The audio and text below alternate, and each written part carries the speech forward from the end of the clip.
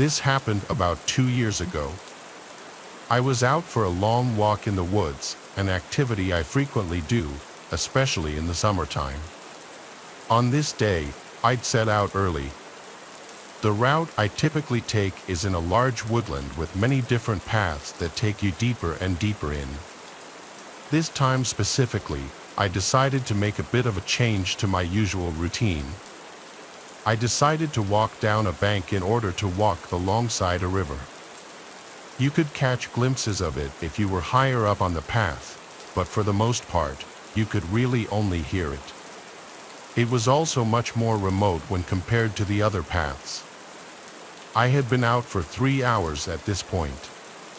I had a book, food and drink, and a first aid kit in my bag.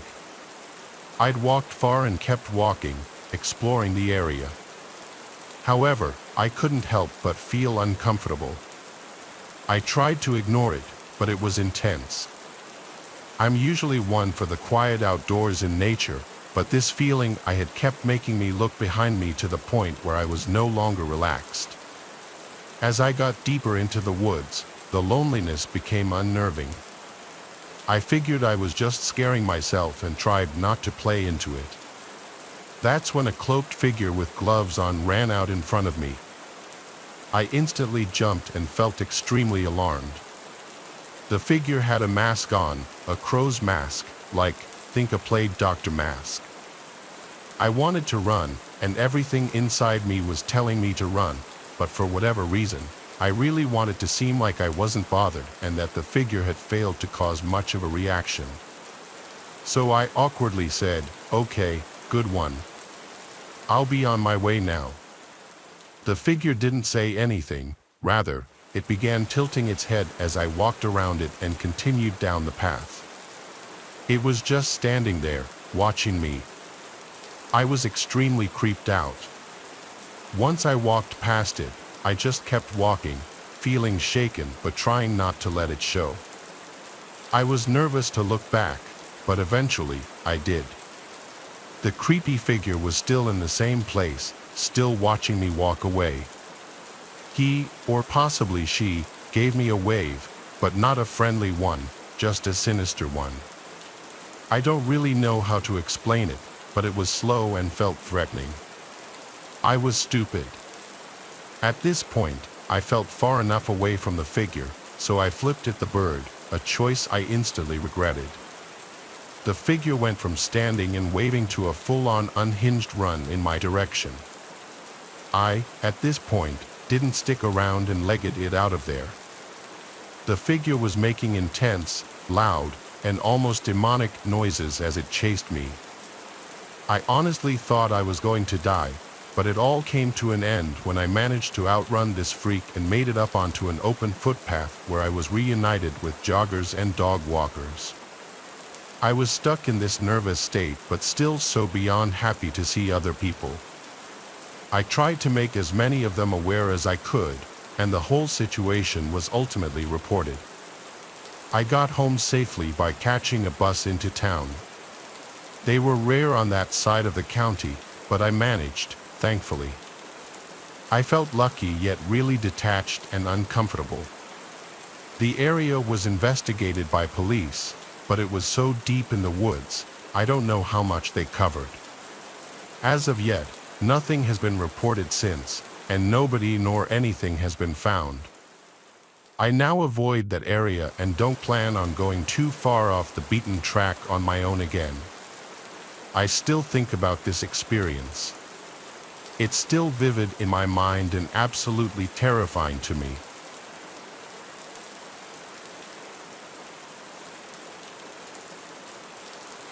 This happened years ago when I was 20.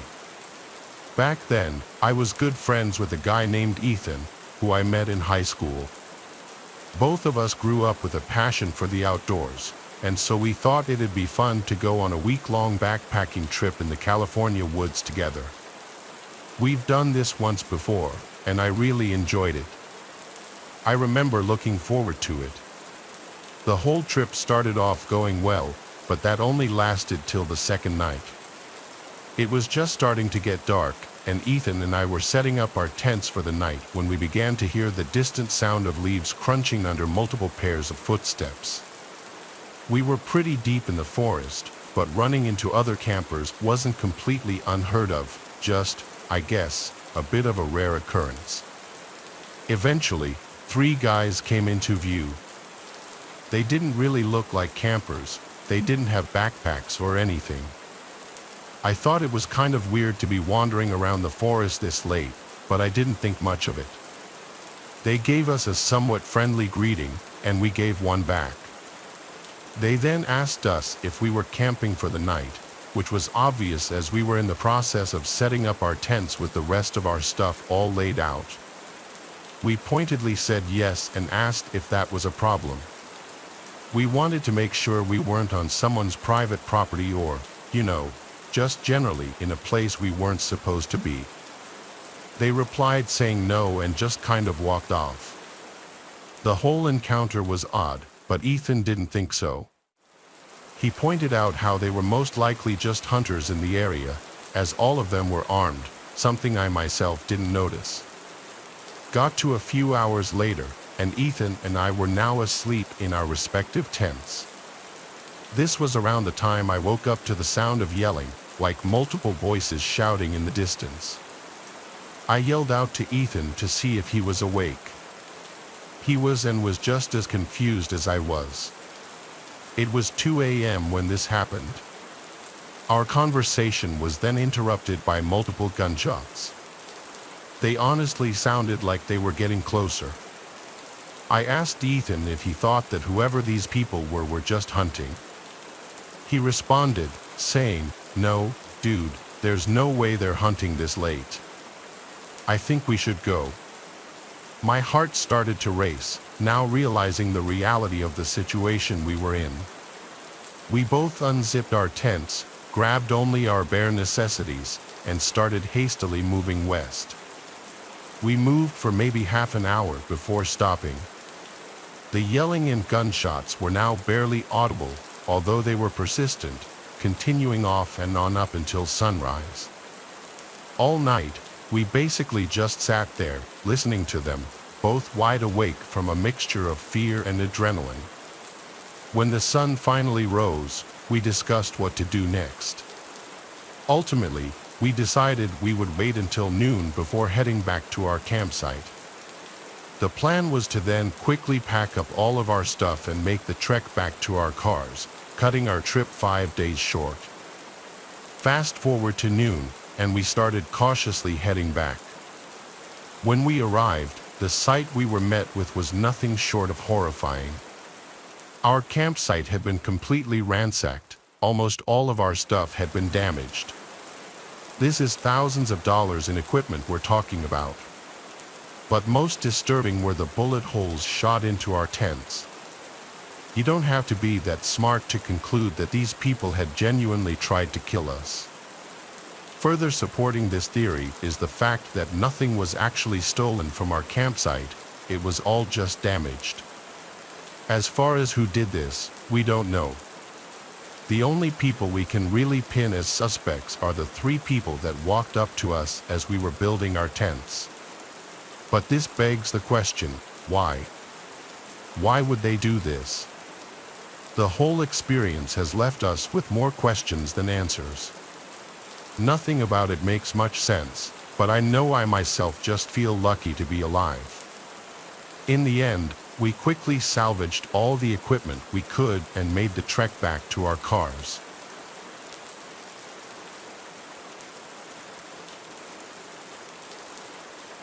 Nowadays, I don't camp nearly as much as I used to.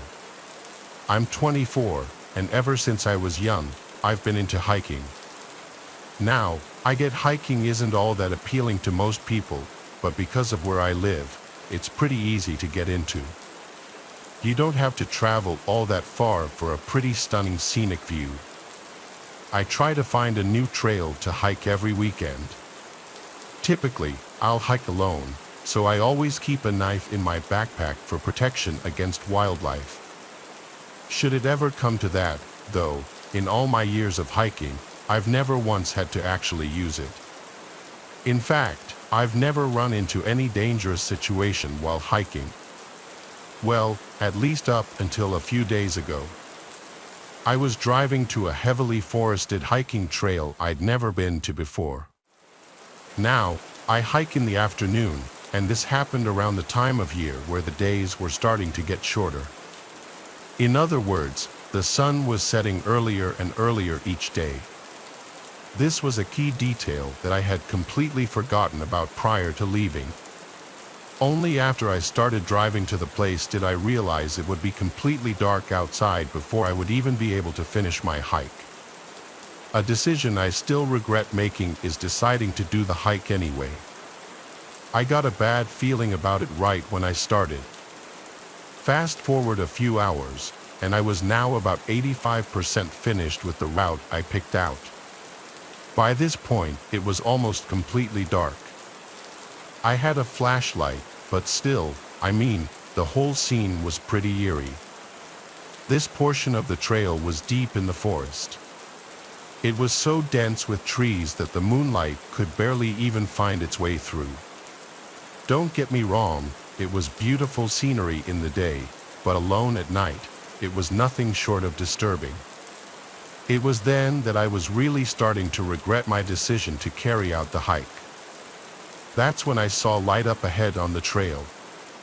As soon as I shined my flashlight in its direction, it immediately got turned off. I didn't know what it was, but I couldn't exactly turn back, so I was pretty much forced to go directly towards where it had been. In the back of my mind, I knew the chances of it being another hiker in the dark were slim to none. Eventually, I reached where the light came from. There was no one. Instead, there was a large duffel bag lying on the ground. I began scanning the trees with my flashlight. That's when a large, probably 6.5-foot man stepped out from behind one of the trees. My body completely froze up. There I stood, like a deer in headlights, shining my light on the guy. He then slowly revealed a machete from behind his back. Seeing this, I started running for my life down the trail and in the direction of my car. I looked behind me, and the guy was chasing me. I dropped my backpack so I could run faster. When I finally reached a clearing in the forest and could see my car, I was still sprinting. I grabbed my keys from my pocket and unlocked it. I got inside, locked the doors, and had the engine on in less than 5 seconds. However, the guy was still behind me and was able to completely slash one of my back tires before I could drive off. I drove on an almost completely flat tire for the next 5 miles back to my house. Right as I pulled into my driveway, I called the police and reported the man. Although I have no idea if he was found, quite frankly, I have no idea if the police even searched for him. A part of me wants to go back to retrieve my backpack, which contains hundreds of dollars in equipment, but there's no way I can bring myself to do it. Plus, there's no guarantee it's still even there. For all I know, the guy went back and took it. I still don't know what I stumbled upon that night. This was by far the scariest experience I've ever had and the closest I've ever felt to death.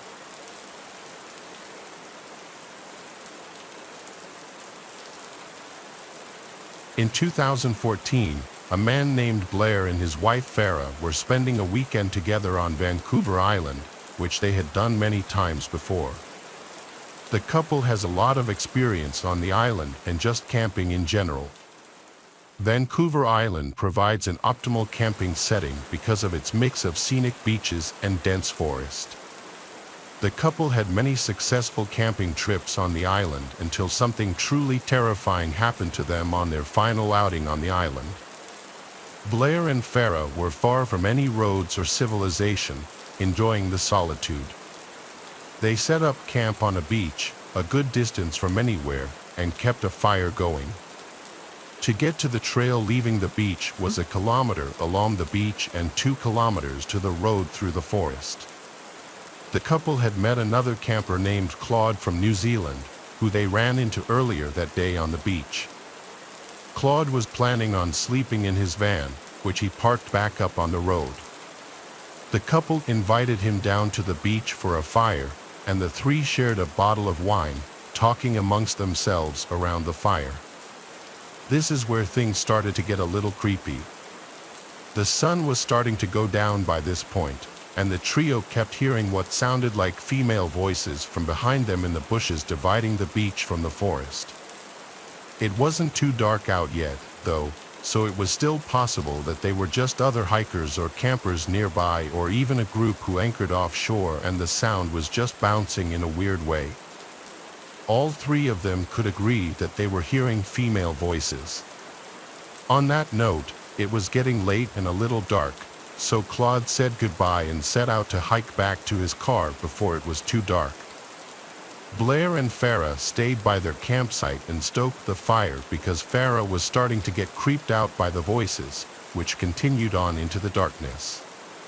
It sounded like two female voices speaking, but whatever that was being said was unintelligible. It sounded to the couple like the voices were not far beyond the tree line now. They stayed up very late tending to the fire, and only when the voices had finally stopped did they decide to put out the fire and go to sleep in the tent. Before doing so, the two had scanned the cove with a flashlight several times looking for boats that could have been the source of the talking, but there was nothing in sight. It was around 3 a.m. when they lay down, finally ready to catch some sleep, but about 15 minutes after they laid down, Blair and Farah heard footsteps in the area around their campsite, over by where the fire was. They came from the direction of the bushes toward the inland behind them, a direction that was not traversable by people. The couple lay there hoping it was just a bear or any animal, because the only bears on the island are black bears, which usually are very timid around people. The footsteps went from the fire, then over to the tent, then back into the woods. 5 minutes later, the footsteps came back again to the fire, and now, clear as day, there were two female voices talking gibberish very loudly. Their communication did not resemble any languages known to Blair or Farah, and they seemed to be talking over each other, having what could barely be considered a conversation at full volume in the dead of night, very far away from civilization, without using lights to navigate through the dense brush relatively quietly in a direction that seemed impossible to traverse on foot. The two voices moved from the fire pit area over to the tent, still talking at a loud volume. They stood over the tent talking for a few seconds, then went completely dead silent. They went back into the woods to never be seen or heard again. Blair and Farah lay there completely frozen and afraid for a long time. They woke up around 11 a.m. the next day because of how late they fell asleep. They packed up first thing and never returned. The couple probably made the best decision to remain quiet in the tent, not drawing attention to themselves from whoever or whatever was outside.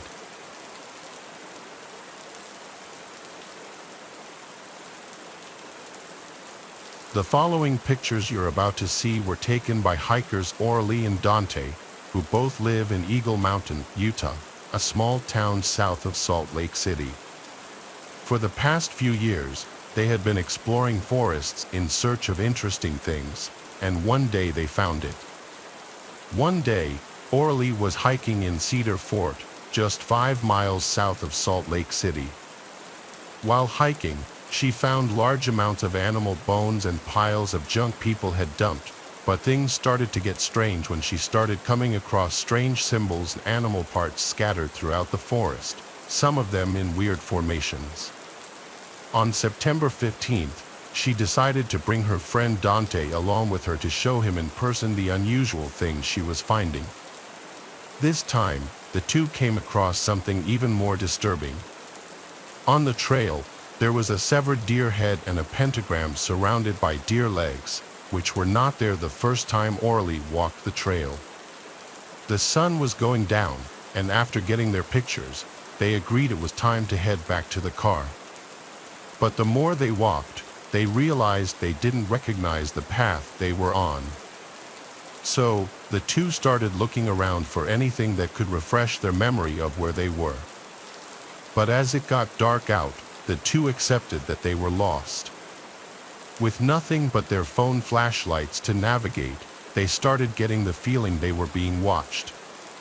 As they picked up their pace, the two started to hear the trees and bushes moving at least 20 feet to their right, made more concerning by the fact that there was no wind that night. The two started to panic and hurried onto a trail they found, hoping it would take them back to Orly's car. Just when things couldn't seem to get any worse, Orly and Dante heard a scream so deep and horrific that it sounded neither human nor animal. The two sprinted down the trail, Orly making a conscious effort not to look back, but Dante did. Dante claimed to see a large black figure on the trail behind them, too big to be a human. The two made it to the car by some stroke of luck, losing whatever was chasing them. So, they left the forest and went straight home. Orly has not returned since.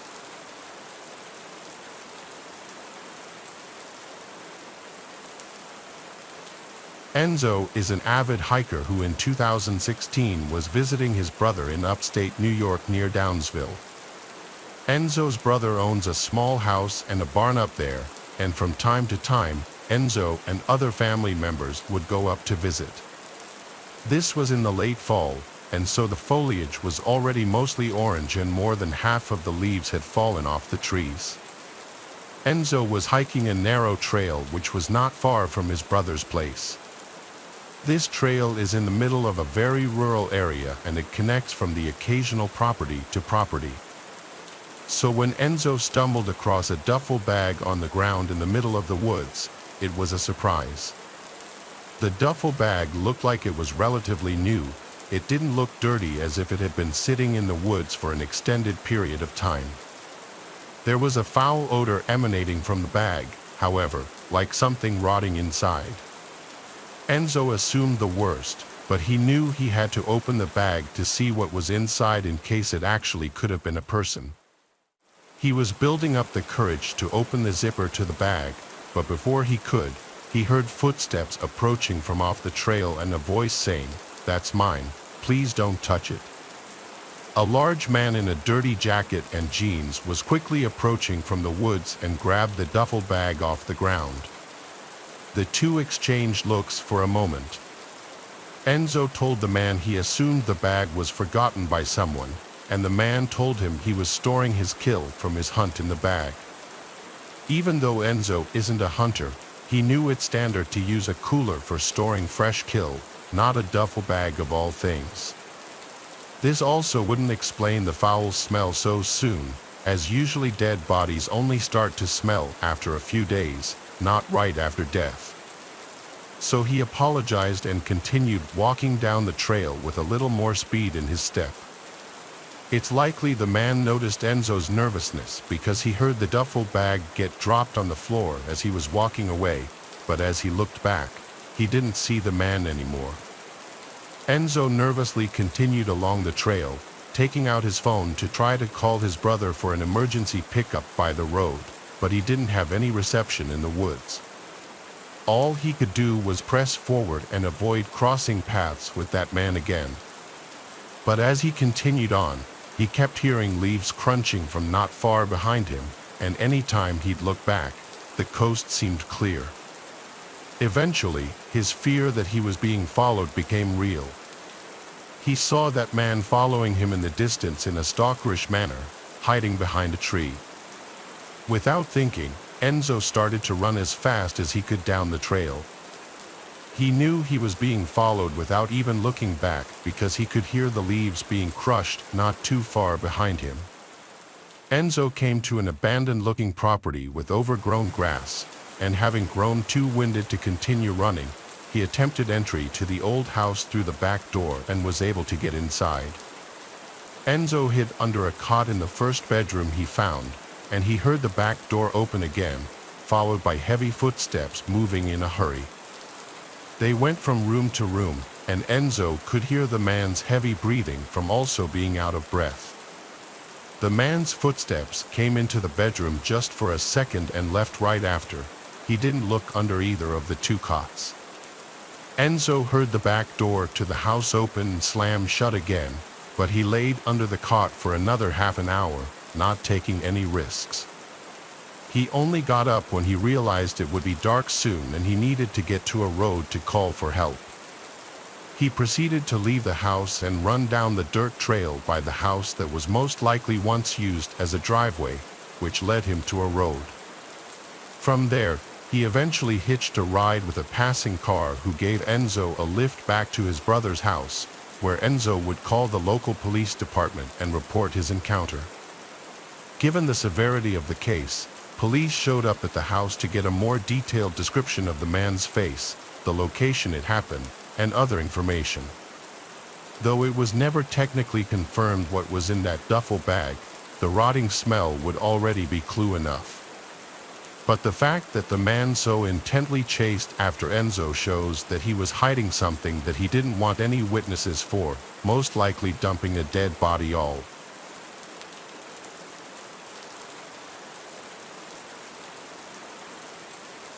Tale takes us deep into the darkest corners of the internet, where whispers of accursed games spread like wildfire through online forums and chat rooms.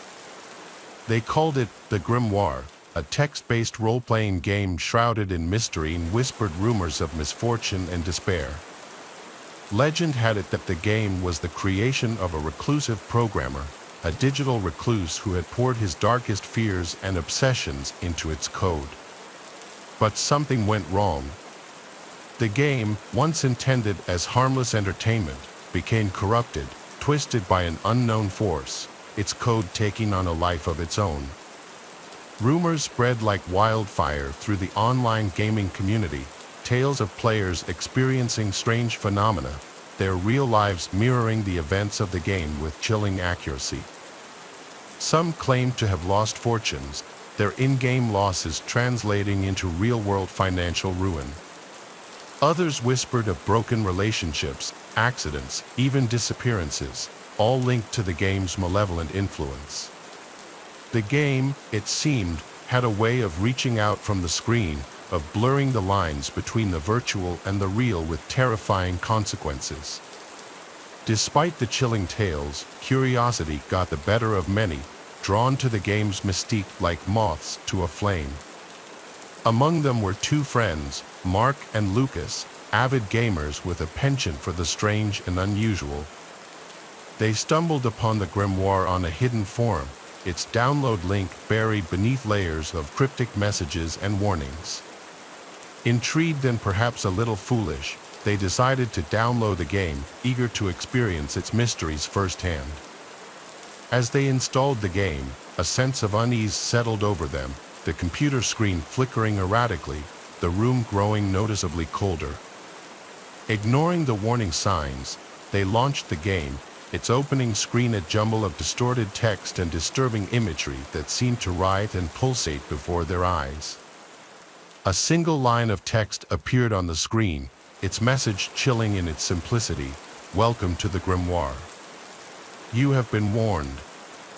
Undeterred, Mark and Lucas created their characters, their avatars appearing on the screen as pixelated representations of themselves, their features strangely distorted, their eyes glowing with an unnatural light. The game world was a dark and unforgiving place, a labyrinth of shadowy forests and crumbling ruins populated by grotesque creatures and malevolent entities.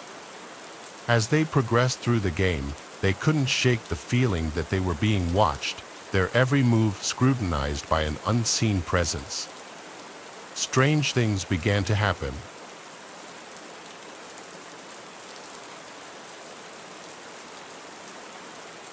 This is something that happened to me when I was much younger. I believe I was about 11 or 12 during this time. I lived at home with my older brother and my parents. One of my favorite things to do after school most days was to unwind by playing some video games. I would go upstairs to my bedroom and start playing on my PlayStation 2 for a while. Sometimes, I would play all the way until it was time for dinner. So, one day I got home from school and went straight up to my bedroom to play some video games. Both my parents were still at work, and my brother was still at school. That's how things usually were for an hour or two after I got back on most days. I remember playing video games, and a little while in, I heard my brother getting home downstairs. The front door opened and closed, and I heard him walk inside. I thought nothing of it and I kept gaming. But about an hour later, I got a call from my mom. I had a home phone in my bedroom and saw through the caller ID that it was my mom's cell phone. When I answered, she told me that she was on her way to pick up my brother from his friend's house, and they would be home soon. My dad was going to pick up some food on the way home from work, and she wanted to know what I wanted. I told her whatever food it was that I was in the mood for that night. Then we said bye, and I hung up. It was only after ending the call that I realized it was strange that my brother was not home. If he was at a friend's house, then who had I heard entering our house? My heart started racing, and I had a terrible feeling. I carefully walked to my bedroom door and opened it up. I had never heard the person walking upstairs or near my bedroom. I didn't know where they went after entering the house. So, after not hearing or seeing anything, I left my bedroom. I quietly walked down the hallway and looked downstairs. I still saw nothing. Then I went down the stairs. Once there, I walked around the main level of the house looking.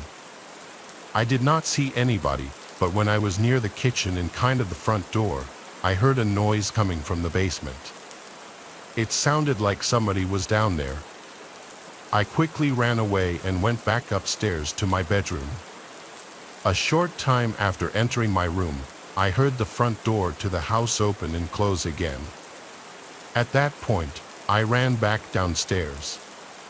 When I got to the front door, I saw what looked like a man walking away down the street. I didn't recognize him and only saw him for like 2 seconds. It might not have been the same guy who had been in the house, but I think it was. I then locked all the doors and called my parents, who then called the police. The door had been left unlocked for when my brother got home. I hadn't known he was going to a friend's house. Looking back, I can't believe it happened. I didn't even know I was home alone with some random guy downstairs. I'm really glad that he didn't go near my bedroom.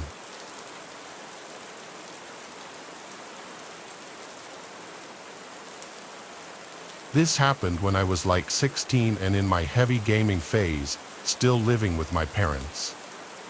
I played a lot of League of Legends in my room on my computer in those days, especially in the summertime when it's so unbearably hot outside and I preferred to stay inside in the air conditioning. Anyway, way back when I lived at home, I'd have the place to myself a lot because my parents traveled a lot and I was the last one to move out. If I recall correctly, this was on a Friday night or a night that school was out the next day because I was staying up late.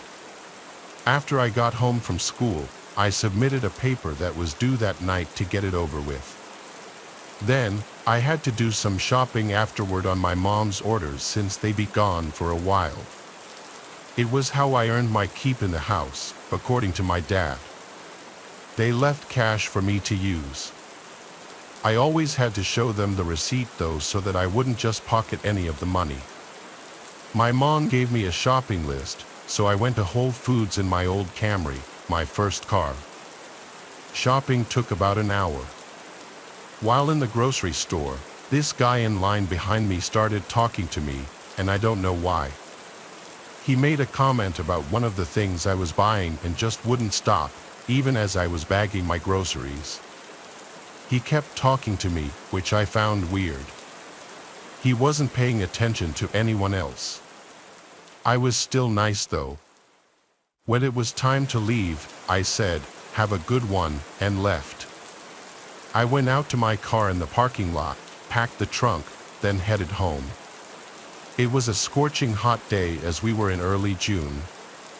I wasn't looking to go out and do anything outside. Once I was done with everything I needed to do, it was dark out by now, so I got right on League of Legends on my computer and texted my friend David to get on as well.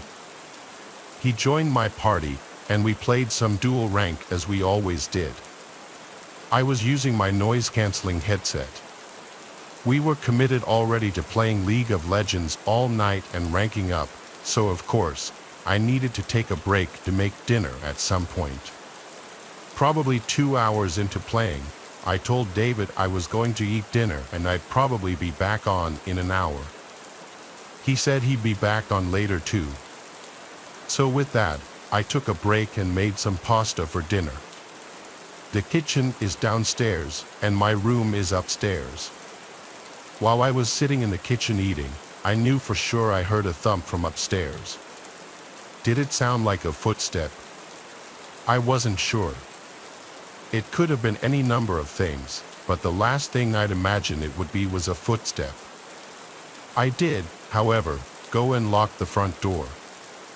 Now, oftentimes for a while, I would leave the door unlocked just because my parents' house is in a good side of town, and I just never took the idea of a break-in seriously. It's something you hear about on the news, but don't think it'll ever happen to you. I went upstairs, and I don't know what I was expecting, but I said my brother Tristan's name into the hallway. I knew he wasn't supposed to be here, but I don't know. I heard a sound and I felt the urge to see if anyone was here. When no one answered back, I went back to my room and got back on League of Legends. I put my headset back on and texted David that I'm going back on.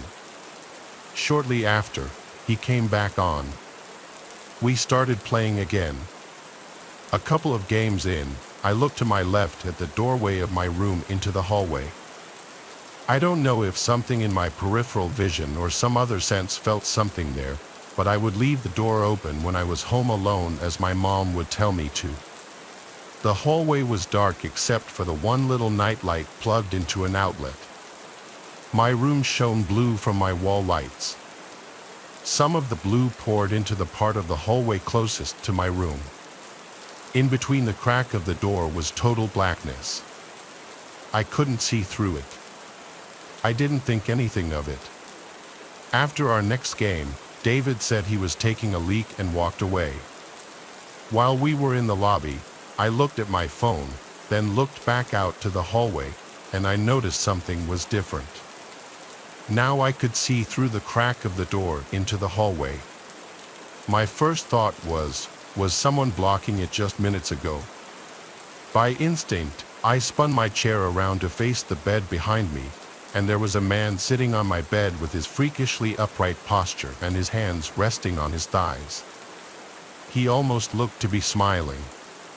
I was so alarmed I jumped out of my seat onto the desk and crawled onto the desk, causing my monitor and basically everything else to fall off of it. I screamed, "What do you want?" and he started to actually smile now, showing his teeth like he was laughing. I ran out of the room into the hallway. I stopped halfway down the hallway and looked back at my bedroom door. I heard the springs of my bed lifting, and then the guy slowly walked into the doorway and stopped. He stood there. I once again yelled, "What do you want?" He then spoke in a stuttered, slow voice, asking if he could play too. I asked, "How did you get in here?" He stepped a few steps forward and pointed down the stairs. I assumed he was implying he entered through the front door. I was at a loss for what to do, so I ran down the stairs to the landline phone, as my cell phone was still in my room. I grabbed the phone and a kitchen knife and screamed, "You need to leave. I'm calling 911. I heard footsteps walking down the steps, and the last time I saw the guy was when he walked past the kitchen, looked at me, and then I heard him walking out the front door. I ran to slam it shut and lock it. For the first time ever, I was ashamed of myself for leaving the door completely unlocked. I held the phone for a few minutes, deciding whether to tell my parents. Ultimately, I did.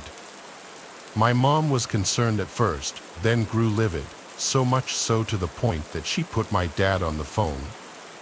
He told me to go through the house and make sure nothing was taken. I went through every room, and honestly, everything seemed in place. I said the man seemed like something was off about him. The man didn't seem overtly hostile, but something was wrong with him, and I don't know what his intention was.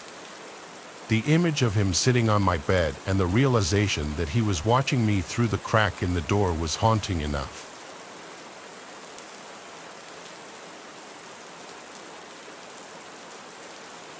This is a story I'm not proud of, mostly for my naivety. When I was in middle school and early high school, I didn't know how to talk to girls at all at school, but that's a lot of boys in middle school. I wasn't shy in general. I had friends and did normal things an 8th grader would do. I just had never kissed a girl or anything. Some of my friends at the time claimed they had already gone further than that with girls, and I was starting to feel pressure. But I was still having trouble approaching girls in that way. The mentality went from boys making fun of girls to suddenly liking them in a matter of like a year. I was a pretty big gamer in middle school and early high school. This was when I was in 8th grade. I was like 13. My voice was still probably a bit prepubescent sounding. It was 2009. I played a lot of console games and computer MMORPG games. My favorite console games at the time were GTA 4 and Call of Duty, and my favorite computer game was this MMORPG called Ganu. It was this online game where you would level up by killing monsters, and the more you leveled up, the higher level monsters and hunting grounds you'd be able to tackle. The online community in this game was very active, and there were tons of players. My older brother used to play it a little bit too. I played it more for sure though. I was in a guild and town and everything. I don't remember how it happened, but I befriended this female player who was a higher level than me. Her username was Pokimane. Anytime I'd sign in and she was on, she'd message me and vice versa. We would join parties together, which meant we'd share EXP on whatever monsters we killed, and we just chatted for hours. She knew a lot about me, including my age and my town and some personal family details she would open up to me too. Eventually, she told me her name was Karina. It was weird feeling such a connection with a girl when really, I knew nothing about her appearance or her voice. It truly was like having a pen pal, but better. It was interesting enough that we both lived in Texas state. She lived about an hour from me. After a few weeks, or maybe even a month, we started talking about maybe meeting one day. To do this, though, we'd have to exchange numbers. At the time, I didn't actually have a cell phone yet. I only had an iPod Touch. However, I was able to download a texting app that allowed me to send messages to people with cell phones. Through this app, I was able to send her a picture of myself. It was definitely this cringy 8th grade boy's selfie of me trying to look good looking. She called me cute, and then she sent back a picture of herself. She looked a couple of years older than me, like 15, which was the age she told me she was. Based on the picture, I found her very attractive.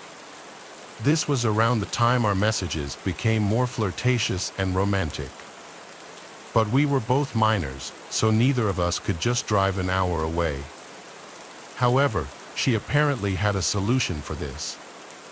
She told me her sister had friends that lived around me, and she could probably get a ride to me. This was exciting news for my little 13-year-old self. I wanted to wait for a day and night when my parents wouldn't be home, so I'd have the house to myself. This was about a week later, I believe. My parents were going to the Hamptons for the whole weekend, so it would just be my brother and me home. My brother was 18, so I asked him to please just go out for the night with friends so that I could be alone with Karina.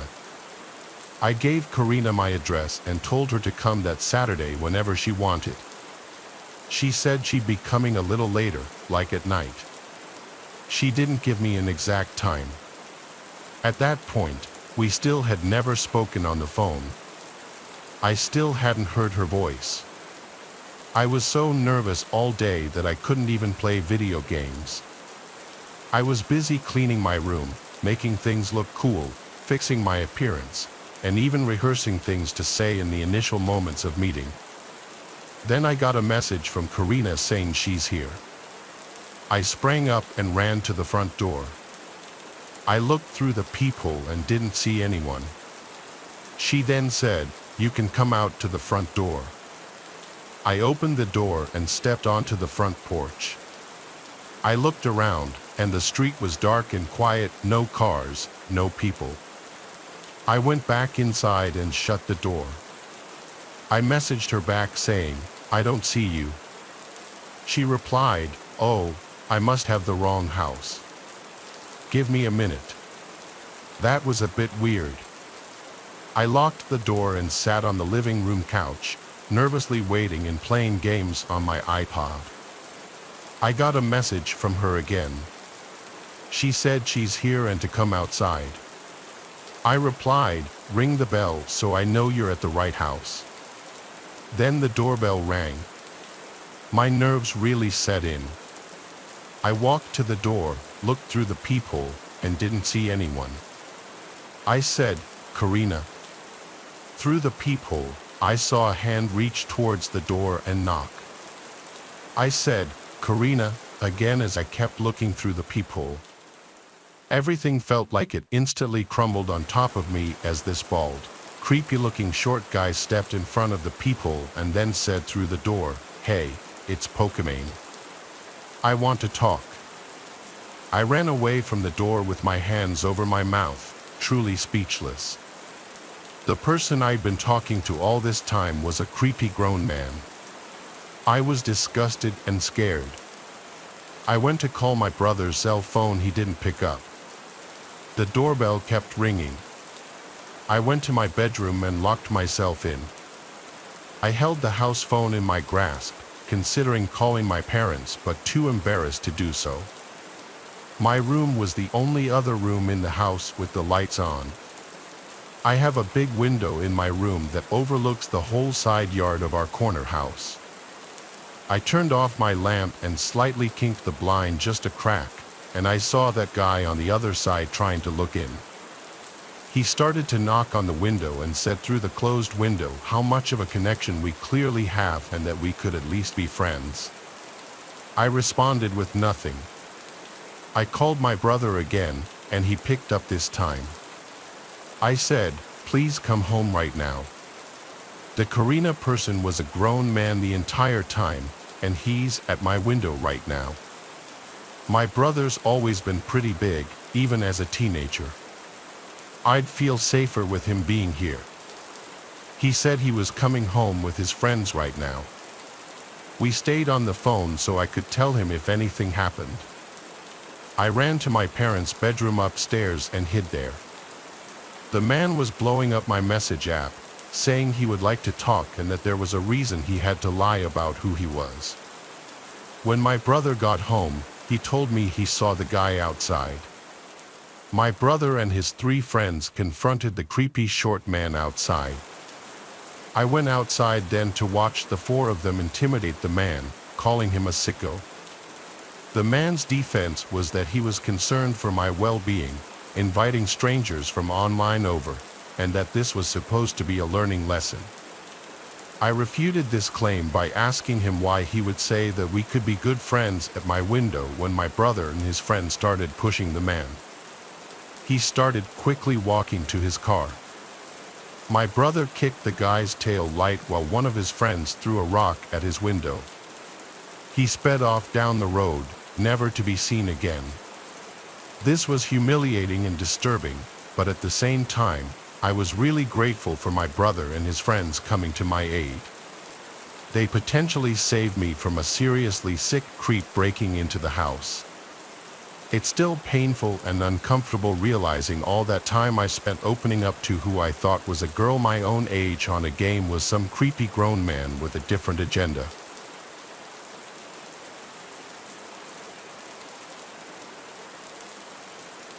Our first story begins on a Friday night, the air thick with anticipation. A young man named Jack, an avid gamer, scoured online marketplaces for a deal on a used console, eager to dive into the latest releases. He stumbled upon an offer that seemed too good to be true, a current-gen console, practically brand new, being sold at a fraction of the retail price. The seller, only identified as KL, was vague in his responses, claiming he simply needed to get rid of it. Despite a prickle of unease, Jack dismissed his better judgment and arranged to meet KL at a dimly lit gas station later that evening. The seller, a gaunt man with nervous eyes, arrived in a beat-up car, the console hastily wrapped in a garbage bag. He practically shoved it into Jack's hands, eager to be rid of the device. Jack, his excitement overriding his apprehension, paid the man and hurried home, eager to boot up his new purchase. As he connected the console to his TV, he noticed an unsettling detail he had overlooked in his haste, a single deep scratch etched across the top of the console, almost resembling a cryptic symbol. Brushing it off as nothing more than cosmetic damage, Jack grabbed his controller and prepared to enter a world of digital entertainment. From the moment he pressed the power button, things felt off. The console whirred to life with an unnatural hum, the fan noise louder and more erratic than it should have been. The screen flickered, displaying distorted images and garbled text before snapping into focus, revealing the console's home screen. But something was different. The usual cheerful background was replaced with a static image of a dark, desolate forest, the trees twisted and gnarled, their branches reaching out like skeletal fingers. Jack chalked it up to a corrupted hard drive, a minor inconvenience he could easily fix with a factory reset. As he navigated the console's menu, he noticed strange glitches, the cursor moving on its own, selecting options he hadn't chosen. The console seemed to have a mind of its own, its actions becoming increasingly erratic and unsettling. Unease curdled in his stomach, but Jack, determined to make his new purchase work, continued to tinker with the settings, attempting to restore the console to its factory settings. His efforts were met with resistance, the console seemingly fighting back, the screen flashing with disturbing imagery, grotesque figures with hollow eyes and gaping maws flickering in and out of existence. Cold dread washed over Jack as he realized that this was no ordinary glitch.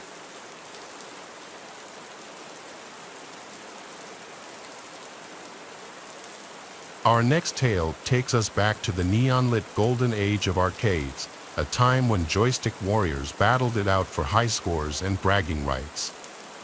In the bustling heart of the city, nestled between a dingy pizzeria and a flickering neon sign promising adult entertainment, stood the Pixel Palace, a haven for gamers seeking an escape from reality.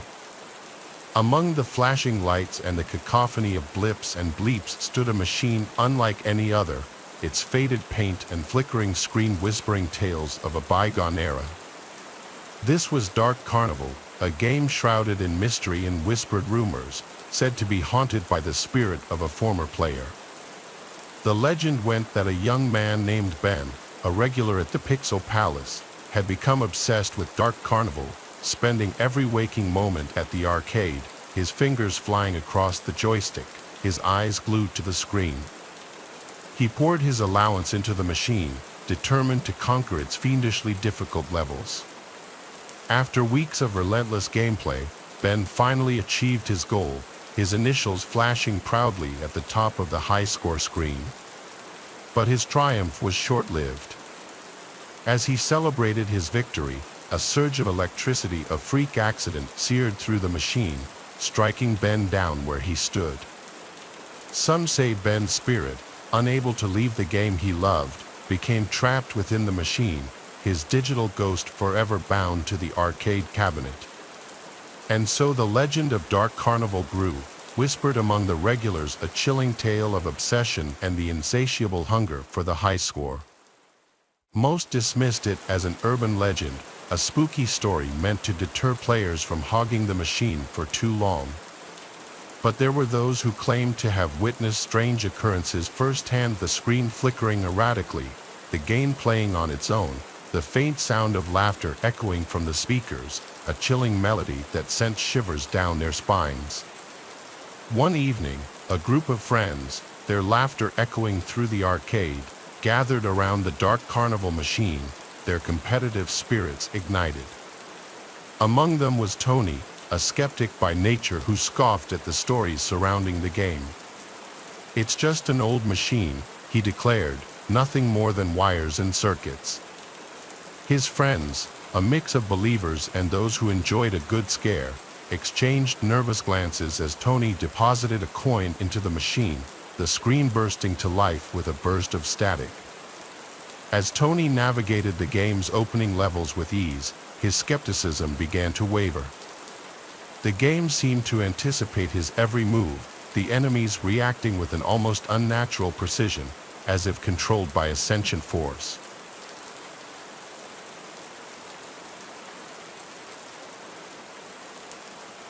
One of my favorite hobbies has always been playing video games. When I was younger, I used to do a lot of console gaming, but in recent years, I've done most of my gaming on the PC. So, I have a setup in my bedroom in the apartment that I currently live in. It's in one corner of the room opposite my bed. Several weeks ago, I was having a gaming night with a friend. We both logged on at probably a little after 8 p.m. I was at my apartment, and he was at his apartment, so we were just gaming online. We were going to go until we got tired. I live alone in my small one-bedroom apartment, which is kind of old and on the first floor of the building. After playing online for several hours, neither of us were tired yet. At this point, I'm guessing it was around 11 p.m. That's when I thought I heard a knocking at my window behind me. I had my headset on, which is mostly noise canceling, so I couldn't hear that well, but I looked back to the window. It's probably like 15 feet from my desk and the chair I was sitting in. When I looked, I thought I saw what appeared to be a man moving away from the window. The window looks out to a small grassy area behind the apartments. Then there's a fence between the next property and a little woods before another apartment complex. In all my time living here, I had never really seen anybody out walking back there or anything, so this was kind of strange and also suspicious. The total time that I saw the guy was less than a second, though he was already moving away when I turned around and looked. I told my friend I would be back in a minute, and then I got up. I then walked over to the window and looked out of it. It was pretty dark in the little space back there, but I could see a little bit. However, I did not notice anyone there. I then left my bedroom and walked out to the kitchen, which also had a window looking out to that same general area. This had a broader view, but I still didn't see anyone. I figured that the guy was gone. This situation was kind of weird, especially with it being late at night. My only good explanation that I could think of was that possibly the man accidentally went to the wrong apartment window. He could have been trying to get somebody else's attention who he knew. I then went back to my gaming chair and sat down. I told my friend about what had happened. We chatted about it for a while and decided that it probably wasn't a big deal. However, probably 30 minutes after this or so, I remember looking back to the window. My headset was still on, so I don't remember if I heard anything or if I was just randomly turning around. When I did, though, I saw a man standing at the window. He was looking in. Because of it being dark outside, I did not really see any details of the man's face or what he looked like. Instinctively, I quickly got up from my chair.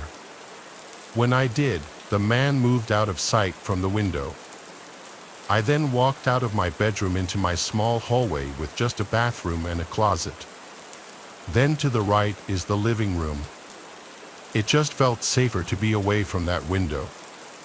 Moments later, before I returned to my bedroom or really did anything, I heard a noise.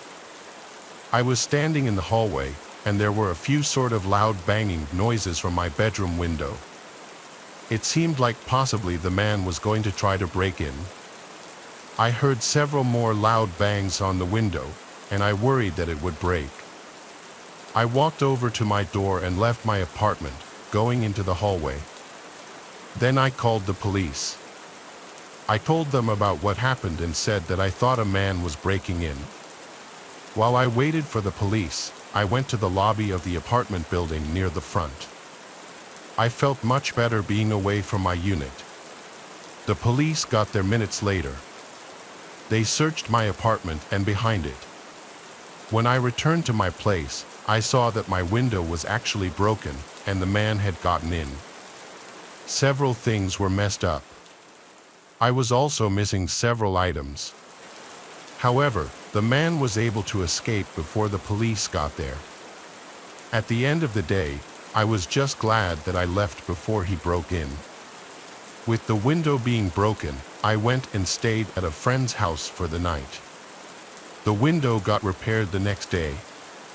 Though I'm mad about having several of my things stolen, it was not even $100 worth of stuff.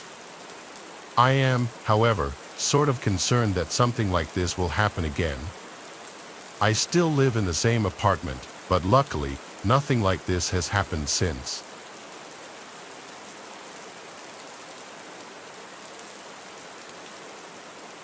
A few years ago, I used to play video games and stream them online. I was not really popular or anything, I just did it for fun. I would stream on Twitch for my friends, and usually anywhere from 1 to 3 or 4 of them would watch. Sometimes they would play with me in the games as well. Every now and then a few other random people would watch the stream too, but I never got more than like 10 viewers at once. I wasn't trying to become famous or anything. One night, I was streaming Fortnite. It was almost a nightly thing for me to do at the time. I was playing with my friend Luck, who was also watching the stream. I remember that at one point, I saw there was another viewer, and soon the new viewer started talking in the chat and leaving comments. I did not recognize the username to be any of my friends, and I realized it was a new person. I said hi to them and welcomed them to the stream. The person responded, saying hi, but a short time later, their comments turned bad. It started with basic insults, calling me names and cursing at me.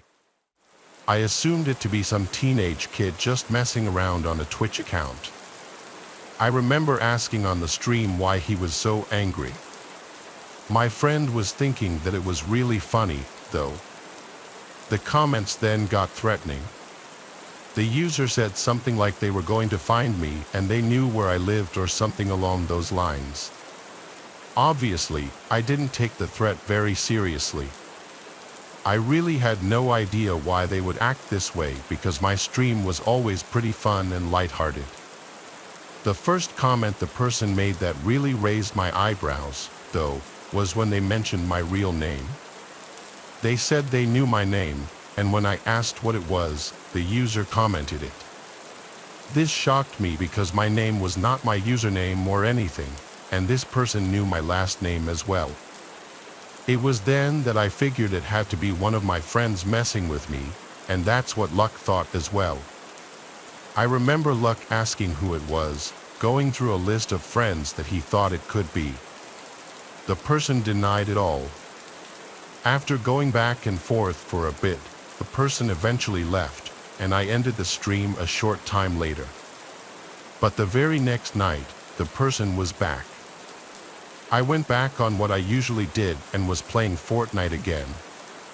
Luck also joined, and it was just the two of us like the night prior. Well, maybe 30 minutes into the stream, the mystery person returned. They started commenting again, picking up right where they left off, but this time they said they were going to my house. I was kind of like, okay, buddy, let's see it, and still not taking it seriously. They went quiet in the chat for a while, but then out of nowhere, the person commented that they were at my house. Then I heard this loud knocking coming from the front door. I lived in a house that I rented with a roommate during this time. My roommate was gone at work, and I was at home by myself. After I heard the knocking, I told Luck about it, who seemed shocked. This definitely had to be a friend, I said. I was getting up and went over to go look. After leaving my bedroom and starting to enter the living room, I could see somebody through the front window. There was a man standing on the front step who was wearing all black and a ski mask. He did not resemble any of my friends, but I guess it could have been one of them. I just had a bad feeling about it, though, like this was somebody else. I went back into my bedroom and asked the guy through my stream what he wanted. He did not respond to this, but loudly knocked again on the front door. I was not going to answer it. The mysterious man then made a comment that he hated my car. I don't know why he said this, but then he left the stream. I really had no idea as to what was going on. Me and Luck talked about who it could be, and I told him that I thought it was someone totally random. Luck was telling me that I should go out and confront the guy. Eventually, I left my bedroom to go check, but the guy was gone now. I looked out of every window and didn't see him. Well, the next day, I was leaving for work. When I got to my car in the driveway, there was a big dent in the driver's door, like somebody had hit it with something. I remembered the comment the guy made about hating my car, which is a Pontiac Aztec. Now I knew none of my friends would go so far as to damage my vehicle. After that, I decided to stop streaming for a while. I told all my friends about it, and like I expected, none of them knew who it could be. It remains a mystery to me to this day. I don't live in that house anymore. I did stream on Twitch again a while after it happened, but the guy never joined another stream or at least never said anything. This is one of the craziest things that's ever happened to me.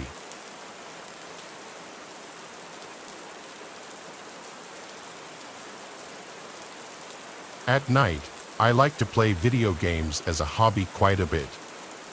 This is my scariest experience while doing so. I remember that I was playing online on some game with random people. I had a headset and would talk to them.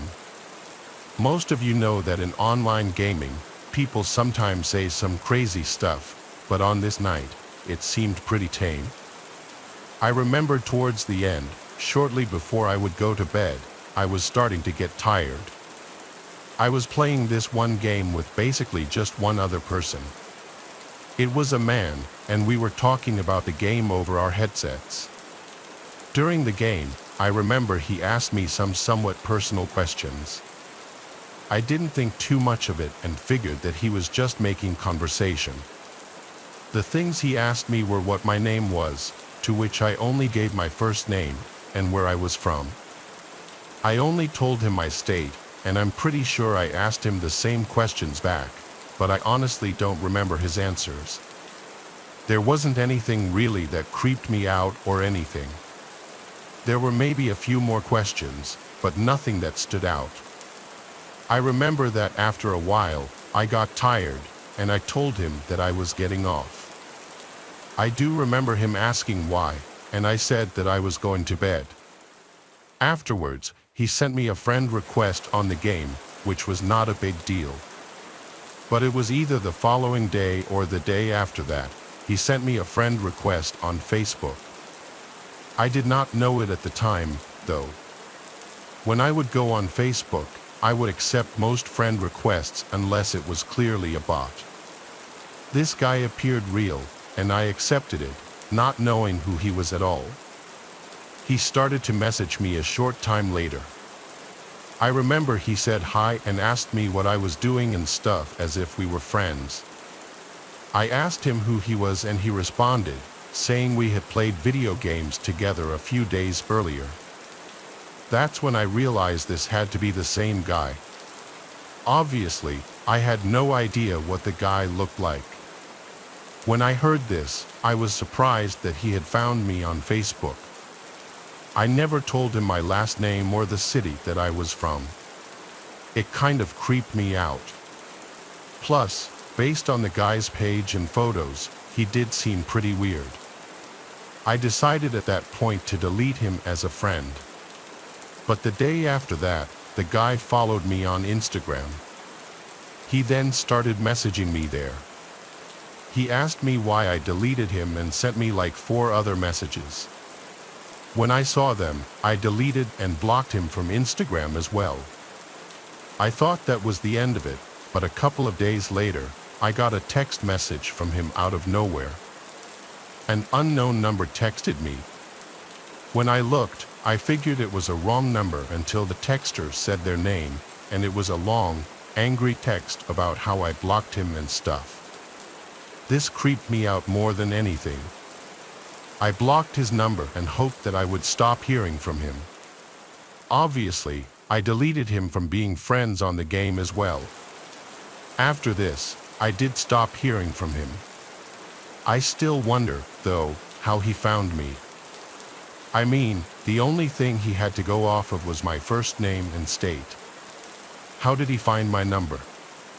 My only thought is that he possibly messaged somebody who knew me on Facebook, claiming that he was my friend and wanted to know my number or something. I never asked around, so I can't confirm it, though. Either way, it's really creepy what he did, and I'm glad that I haven't heard from him since.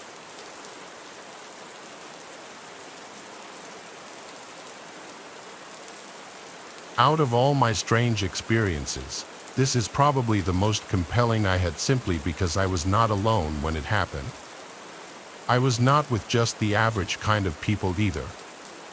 I'll put in as much detail exactly as I remembered them, so this may be long. I can't mention the name of the company I work for to protect my job, but it's one of the largest telcos in the Philippines, which is synonymous with the word world. I currently work as one of the senior IT network and server engineers there. I usually get assigned to work on priority repairs on various cell sites and server data centers, mostly in far-flung provinces. This happened in mid-December of 2018 in Nueva Vizcaya, mountainous province in the northern region of the Philippines. It was a priority service called Sera T1, the highest of priorities wherein even the CEO of the company received status updates since the cell site in question also services various military communications devices. As soon as I got into the office, I was dispatched immediately, carrying with me various equipment to replace the existing ones at the cell site. It was a 6-hour drive from Manila. I was asked to go to a specific meeting point in the town nearest the cell site to rendezvous with my escort, an 8-member team from the Philippines 1st Army Scout Ranger Regiment.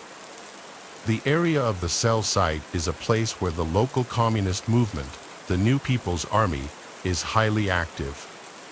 Apparently, the NPA carried out an operation early in the morning of that day, which caused some of the damage to the equipment. The team I met up with was led by one of my former high school classmates. Let's call him Lieutenant Knox. He had even specifically asked for me as he knew I worked for the telco.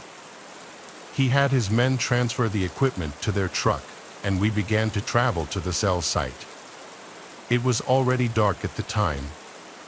During the long uphill ride, Lieutenant Knox and I did some catching up when they suddenly received a call. I don't understand military speak, so I could not tell exactly what we talked about, but he updated us accordingly, saying that a village on the way to the cell site requested assistance with a possible NPA member harassing a household. Apparently, the man had climbed up on the roof of someone's house, and he was still in the area. Being the nearest, Lieutenant Knox responded that his team would be handling it, so we drove towards the area, keeping the headlights turned off. The countryside, especially the poorer places, are very dark. Soldiers aren't allowed to smoke at night in places like these since the light from their cigarettes could be clearly seen even from afar, giving away their position. It was that dark here. I was hesitant since I'm not exactly a soldier, but he brushed it off, saying it would be a good chance for me to become a soldier for at least one night. Lieutenant Knox, I can say, is a battle-hardened junior officer. He's been to a number of dangerous situations and has fought in many encounters, both high-profile and low-key. He's the type of guy to jump in quickly then ask questions later. I remember him being like that even in school, a very cocky individual, but not entirely without cause, especially now that he was in the army. He even received a medal recently, although I wasn't sure for what. Either way, he said, we're going in. It's part of the job. Now, you have to understand the Philippine Army usually does the police work in these areas where communists, Muslim insurgents, or bandits are active. And when you send in the scouts, the best our military has to offer, you can get an idea of the kind of situation it places in. Even other countries recognize the abilities of the Philippine Scout Rangers, all the more so in this case since these scouts came from the 1st Regiment. They're the best the scouts have to offer, from what I was made to understand. We got to the place a little over 5 minutes after, with me still having second thoughts. Dude, make up your mind. Either you shadow me or I leave you in the truck. But if you stay here, you're gonna be free dinner for the commies. Can't spare you a babysitter for this one, he explained to me. So he made the choice easier for me. I didn't have plans to be abducted. I was already soiling myself, basically not cut out for this stuff. I just wanted to repair the cell site and go home, but I did have plans to get his wife to get back at him for this. Here, he said, handing me a loaded 9mm and 2 clips. I know you're used to this one, and the safety's on. I sat there thinking I wasn't getting paid enough for this job, and I recalled my company insurance policy. It doesn't even cover sports-related injuries, let alone anything you'd see in a firefight. But I didn't have time to dilly-dally, so I stuck with my friend instead of waiting for someone to drag me into the woods and getting held for ransom, which no one's gonna pay for, let's face it. The plan was for 6 of his men to break off into 3 pairs to surround the house in question. Me, Knox, and his sniper Mason were to head over to the water tower about 60 meters out. I guess he planned to snipe the guy and have his men stand by on the ground in case the sniper missed. As we trekked over to the water tower, he told me, "You're too stiff, man. You're wearing dark clothes. No one's gonna see you. We'll be in and out in 10 minutes. You're a VIP, and that's why I came and had my sergeant stay with the platoon at the cell site, so don't worry so much." I didn't know VIPs had to join in responding to calls like this, but the scouts were undermanned as it was already, and that's why my friend needed to multitask at the moment. When we got to the water tower, Private First Class Mason immediately positioned himself, and Lieutenant Knox sat beside him while I positioned myself behind. At that time, I was thinking to myself, well, yeah, this wasn't so bad. I'm far and safe away from that area. But then I heard Mason say, "Sir, you need to see this." Knox brought out some type of binoculars, I guess they call it an NV scope. I couldn't see his reaction because it was dark, but he was silent for a moment as he put down the binoculars. "What in the world," was all Knox could whisper. He then turned to me and asked me to look at the direction he pointed and to tell him what I saw. I was initially concerned, thinking that there were more NPAs now and that we were outnumbered. A reaction like this from a seasoned scout didn't exactly paint a nice picture in my mind. But what I saw was definitely something that will probably haunt me for the rest of my life. I wish I hadn't taken those binoculars at all. I even wish I saw more communists instead of what I did see.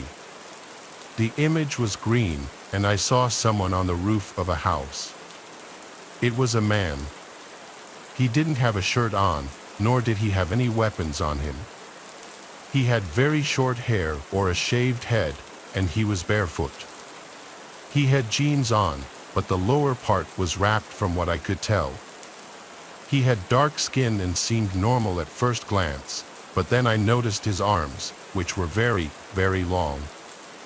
His hands were almost past his knees, and his fingers were also very long and pointed. The fingers were longer than normal and had tips that looked like long nails or even claws. The first thing on my mind was, this can't be real. "Sir," Mason said, "it's moving." I didn't expect what happened next. The thing, whatever it really was, looked right at our group. Even from that distance, it was unmistakable. He or it had its head turned in our direction, and its eyes were solid white. Eye shine, like a cat's eyes. Right then, I nearly dropped the binoculars. Had it not been strapped to my wrist, it probably would have fallen straight through the grated flooring of the water tower. Knox looked to me as if asking what I saw, and all I could say was, "It looked at us, man. It knows we're up here." Almost at the same time, Mason begged, "Sir, your orders." My friend gave the order to put 2 in its head. I think the first shot hit the mark because we heard a scream echo throughout the valley. It sounded like a mix of a high-pitched male screaming and a cornered animal crying out in pain. I'm not sure how to describe it beyond that, but it was the first time I'd ever heard such a sound. I'm sure all of us heard it because of how loud the sound was. Mason never let out a second shot. I don't know if he did so on purpose or if he was caught off guard, but we then heard automatic rifle shots in the distance. Knox immediately told us to go. Mason went down the ladder first at a ridiculous rate, then me, then Knox. Back on the ground, we ran over to the house. These guys were fast and easily outran me. Knox had to basically drag me along the way so I wouldn't be left behind. Honestly, I was reluctant to run where we were headed. I wasn't as hardcore as these scouts. I could barely even keep myself from soiling myself. There was still someone firing in the direction towards the tree line. When we got to the house, near the front, we found one of the soldiers sitting against the wall. His buddies seemed to be applying first aid. His left forearm had a long and nasty gash that leaped fiercely onto the soil. I wanted to vomit. He reported to Knox that something jumped up from the roof and landed right on top of him. It was just after Mason fired. While he didn't get a good look at the attacker due to the darkness, he specifically refused to call it human. Even his buddy didn't think it was human at all. The other 4 soldiers got back to us, saying that the assailant got away. Knox decided to get to know the people in the house, and we found out that a young couple lived there. In fact, the woman was 7 months pregnant. They had texted their local village official, who in turn requested the military to check since, again, they suspected it was an NPA.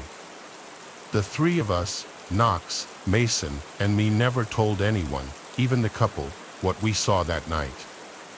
We simply stated it was a machete-swinging communist trying to rob the couple. After all, the NPAs were known to resort to banditry. A while after that, we finally made our way to the cell site. I simply couldn't stop shaking. When we got there, I immediately got to doing my necessary repairs. Knox and Mason stuck to their story when the rest of their platoon asked about it regarding the recent encounter. They never mentioned anything about the man's description or the strange animal sound. After working an all-nighter and making sure the cell site was operational, Knox and his men minus the injured one took me back to the town where I had parked my car as soon as daybreak came. As his men loaded the damaged equipment I replaced into my car, Knox talked to me. At first, he was trying to joke around, saying I could probably enlist in the regular army now since I had some first-hand experience. I went along with this for a moment, hoping to forget about the strange incident. But inside, I was utterly horrified. However, before I was able to drive away, Knox said to me, "Dude, Mason, we saw the same thing you did. You know what it was, don't you?" I never responded, but inside, I think I knew what he was talking about. The aswang, a mythical creature from Filipino folklore, the stuff of a Filipino child's nightmares. The description, the sound, it was the only thing that made sense explaining what the thing was during the Spanish era from the 1500s to 1890. These creatures were said to be once human who were supposedly blessed by the moon priestesses of old called Baba even, so that the people could have the power to fight the Spanish colonizer who had done them wrong. It is said that the Spaniards decided to persecute these priestesses for witchcraft, then spread tales that aswangs attacked locals and foreigners alike. The aswang is a creature said to be able to shape-shift into either a human or an animal, but it is never able to correctly imitate one or the other. As a human, it has leathery black skin and disproportionate limbs. As an animal, like a cat or dog, it is always black and 3 times the normal size. It can neither speak nor do animal calls, it can only grouch out or scream. They usually eat the flesh of recently deceased humans and animals, but have a strange preference for the ill or pregnant women. Pregnant women like the one in the village. They can never become human again, and being in a swang is hereditary. No one will turn if attacked by one, although the wounds they inflict are often fatal. This is what Knox and I were both thinking, but I'd always considered it just that, just folklore. Yet there's no denying that what we saw that night wasn't human. I have never been back to the general area after, while Knox and his team had been dispatched to the south dealing with ISIS members. Before I posted this, I asked them about that night. It's hard to imagine a soldier of his caliber believing in such tales. I find it even harder as I write this to believe what I saw was real. But no matter how hard I try to come up with an explanation, I couldn't, except for the idea that it truly was an aswang, the legend passed down by our forefathers. Knox said to me in reply, "I told you before, you and I both know what the thing was." I go with what I see, and most of the time, I don't have the luxury of time to doubt whatever is in front of me. I don't know if I'll ever know the truth, and I can't be sure if I even want to know.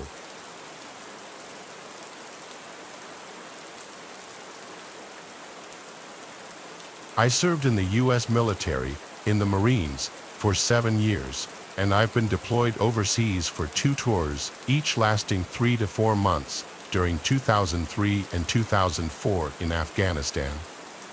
During my second tour in 2004, I remember it was August during a hot summer night in the desert.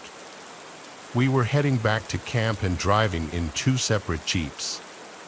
One of the privates, Mika was his name, leaned over from the back seat and said to me, "Hey sir, can you let off the AC a little bit?" I replied to him, "Private Mika, the AC is on setting 2 out of 5. We're almost to camp, so just hang in there." Another private, by the name of Noah, who was sitting in the passenger seat, said, "Sir, I'm freezing. It feels like we're in Alaska." I replied, "Privates, I don't feel this cold you're talking about." To make my squad happy, I went ahead and turned off the AC in the Jeep, even though I knew it was going to be a hot 4 miles ahead until we got back to base. I looked over to Private Noah and asked, "You feel better?" But I was cut off from completing my sentence when Orion said over the walkie-talkie, "Sarge, confirmed visual of an enemy sniper in the church tower window. I immediately replied, "How sure are you? This place was secured 4 months ago." I grabbed a pair of binoculars and looked into the church tower, and suddenly my stomach began to turn when I saw that the lookout was not lying. I quickly ordered both jeeps to turn behind the building so that the sniper could not see the squad inside his scope. I yelled to Orion from my walkie, "I need you to take a shot, keep it silenced. If there's one in the tower, who knows how many else there are." Several moments passed before Orion took the shot and replied in the walkie, "Sarge, we have a direct hit, the sniper is down." I was relieved because this sort of situation, if left unmanaged, could be deadly for us or a future squad in the region. But then a few moments later, Orion was back on the walkie. "Scratch that, sir. He's back in the window and sir, he looks like he's laughing." I grabbed my walkie and angrily replied, "So keep shooting, take him down, roger that, sir," and a few more minutes went by when Officer Orion responded, "8 rounds fired, sir. Sniper appears to be down." We proceeded to drive our jeeps down the outskirts of the city, heading cautiously towards the church tower where the sniper had been spotted. We first cleared the buildings around the tower to make sure he wasn't alone, but apparently, he was. We found nothing but broken glass and furniture that was destroyed, and chunks of walls that were on the floor of the buildings. We finally walked toward the church tower. I slowly led the crew up inside the building. The basement level was the chapel, which was empty, nothing but destroyed pews and a knocked-over podium by the stage. I had 3/4 of the guys stay on the bottom level, and the rest went up with me to confirm Orion's kill. But as we ascended the stairwell, it felt insanely cold, and it only grew colder the further up we got. Did this church have functioning air conditioning? How in the world was it this cold in here? I was wondering as I began to reach the top. A sudden stench hit my nose and made my stomach sink, the smell of rot and decay. I poked my head around the corner slowly, weapon drawn and pointed out. I wanted to turn around so bad, but I knew that I had to complete my task. That room was clear, but I needed to head upwards. The body had to be found. When I reached the attic, I didn't find a body, but I did find broken glass from the window where the shots had come through. I spoke in the walkie-talkie and said that it could not be confirmed, thinking that the guy had escaped or he had been in a group and they had already left the proximity. Orion soon spoke up through the walkie and said, "You've got to be kidding me, sir. I saw him go down on the 3rd shot." I was startled to see something written on the wall. In Arabic, the text was dark red, and to be honest with you, at first, I thought it was blood. I had to remind myself that this wasn't some horror film. I'd seen that lettering before, and I was more than sure what it said, home. My nerves were trembling at this point. I couldn't take it anymore and ran downstairs. After reporting this to my commanding officer, he hated the sound of it. He said that he didn't want us to come back until the soldier was captured or executed. I said, "Sir, yes sir," and we stayed all night looking for him. I did not mention what I saw upstairs to anyone in my squad because I didn't want to scare them. I was already a bit spooked, but even after another squad joined us as backup, we never found a trace of the sniper we'd seen. Long after the failure to locate this sniper, we never had to go back to that church or town, for that matter, and I was extremely thankful for that. But that doesn't mean it didn't stay in my head for a long time. We saw someone in that attic. We shot him around 8 times. We felt that chilling cold. It was impossible for it to be that cold out there. And the red word on the wall that said home, was it this ghost sniper's plea of what he wanted, or was it a warning for us to get away? I'll never know for sure.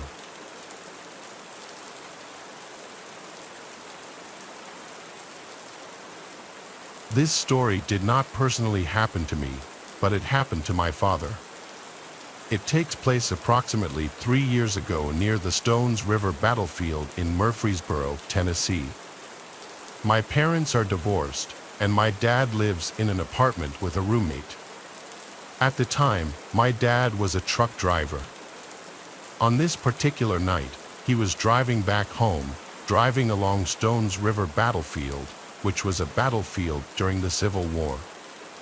My dad is a history buff, and he often took me and my siblings there since it was a spot he enjoyed visiting. On this night, however, it changed his perspective about this historical landmark. As my dad drove down the road, he saw a group of people waiting to cross the street. But as he got closer, he realized that this group of people were all dressed as Civil War soldiers. My dad's initial thought, of course, was that they were reenactors, not giving any thought as to why they were doing a reenactment this late at night. Maybe they were practicing. He didn't know for sure and didn't even think about it. When my dad approached, he stopped his truck and let them cross the street.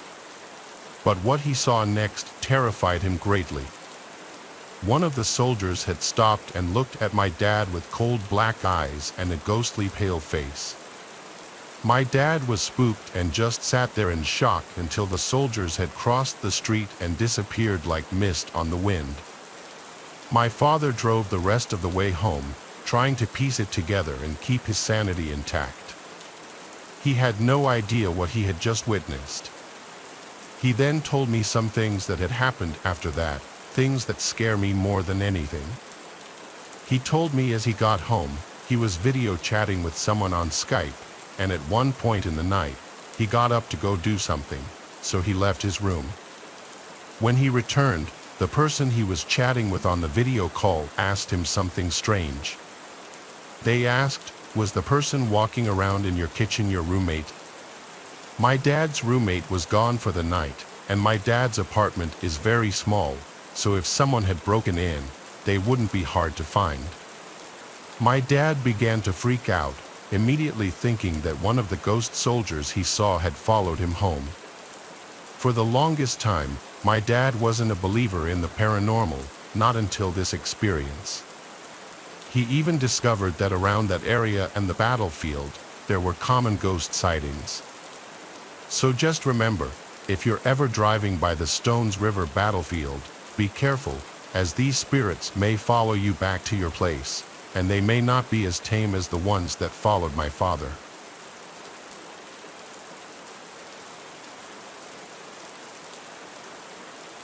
It was a Memorial Day weekend, so my friend group rented a lakefront house for the weekend 3 hours away from home. It was cheap because it was in the middle of nowhere in North Carolina. It was Callista, Cara, Zelda, Mia, Cheryl, and myself. We all piled into Cheryl's truck.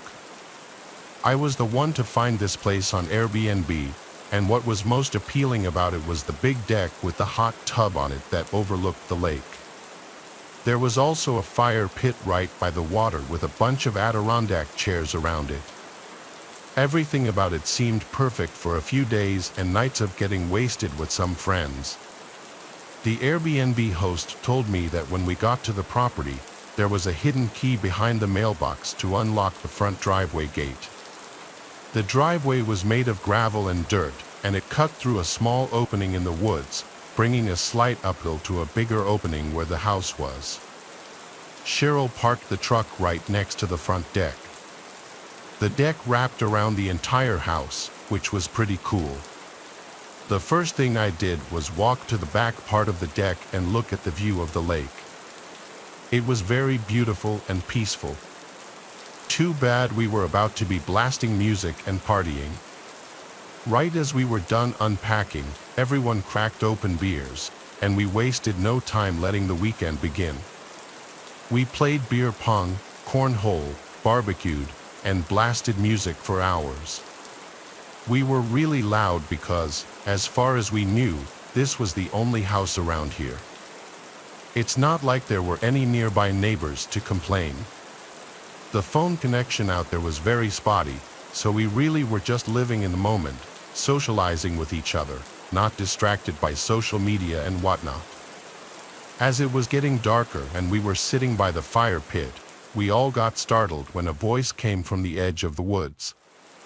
It was some middle-aged woman with short hair.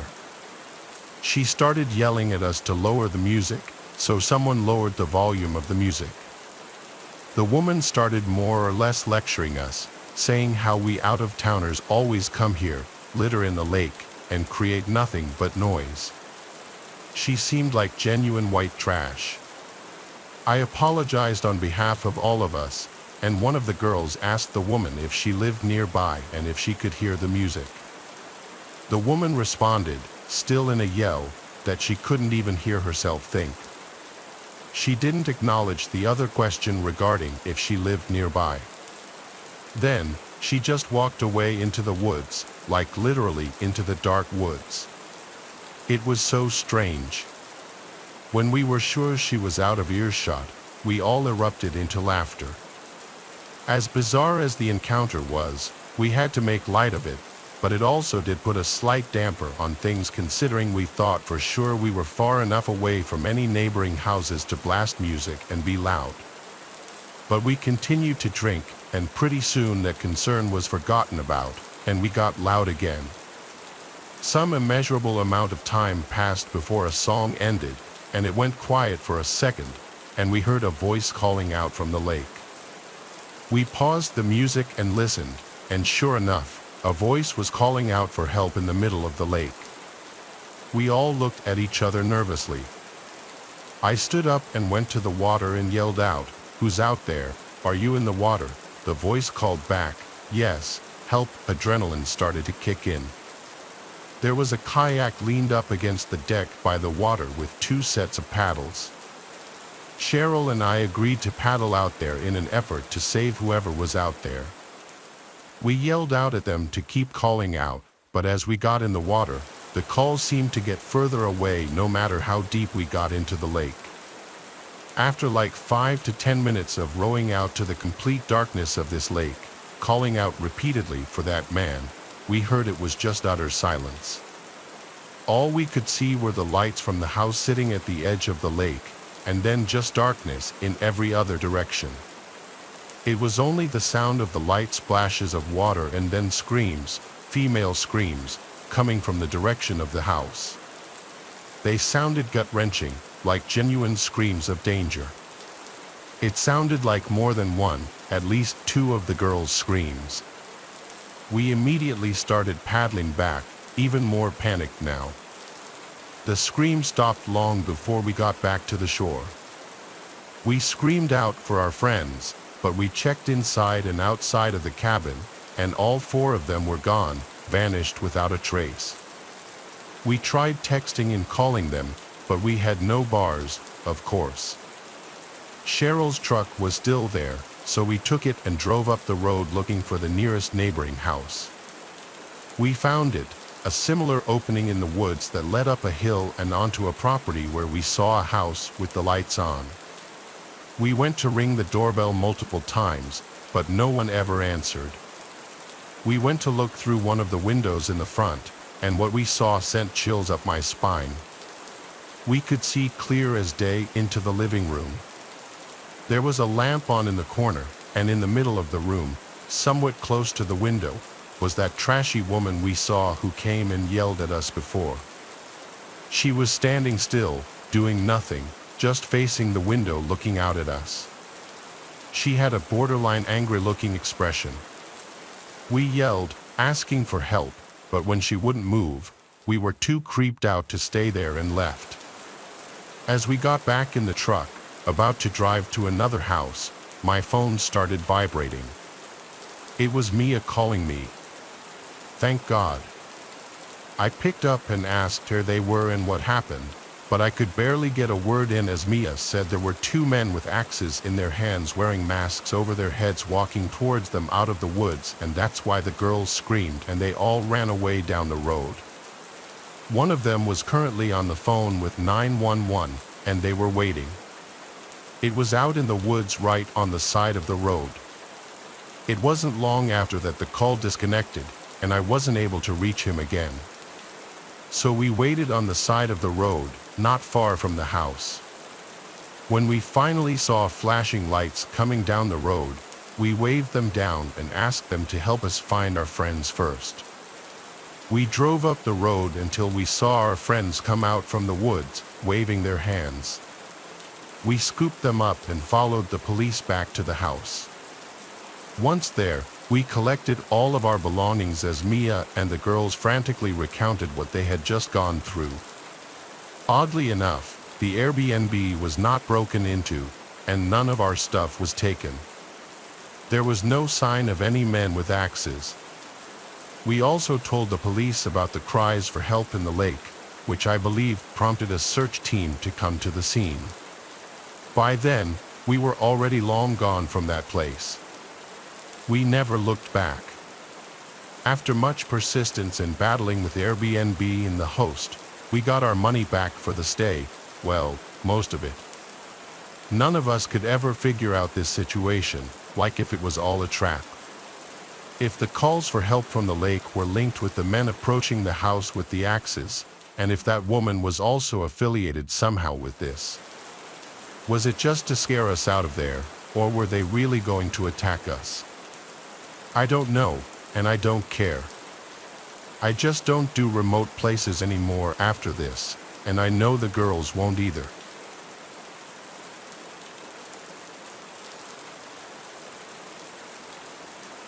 It was Memorial Day weekend of 2021.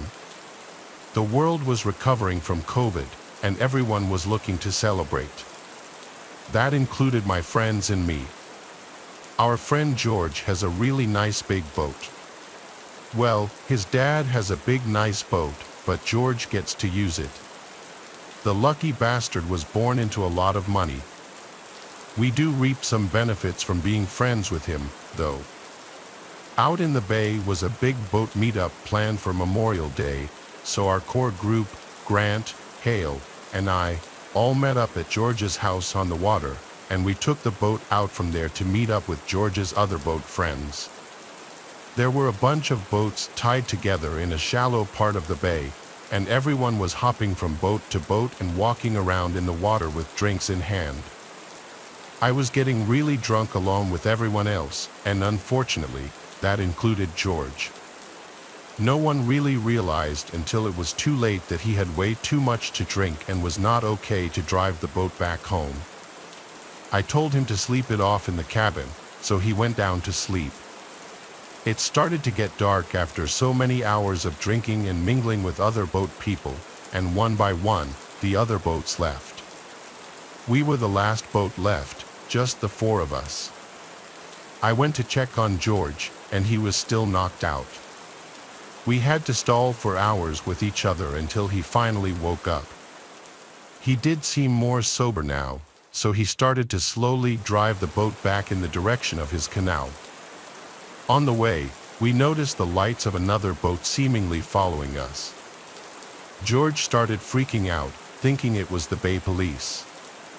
He didn't want to do anything suspicious like speeding up or slowing down, anything that might draw attention, so we kept our speed steady.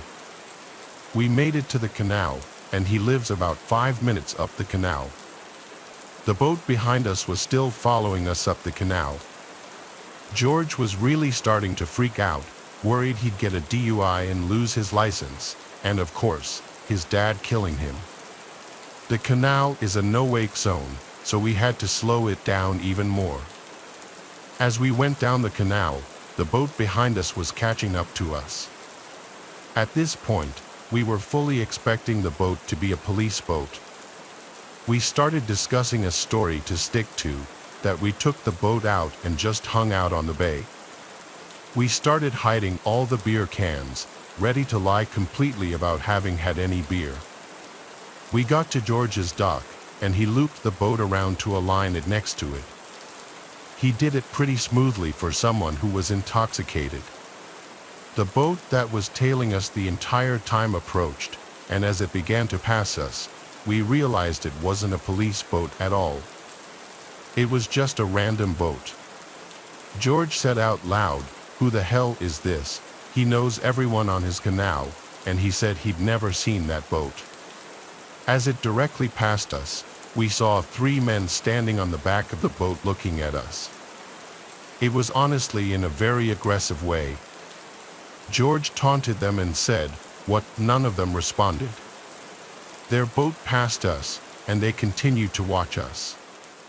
While we were all relieved it wasn't the police, George was now nervous as to why they followed us all the way down the canal when they don't even live on this canal. I said perhaps it's someone visiting a friend's house for Memorial Day, and he reluctantly agreed and said, "Could be." He tied up the boat to the dock, and we helped the best we could. He said he'd clean it tomorrow. We all went inside his house. His parents weren't home this weekend, he had the place to himself.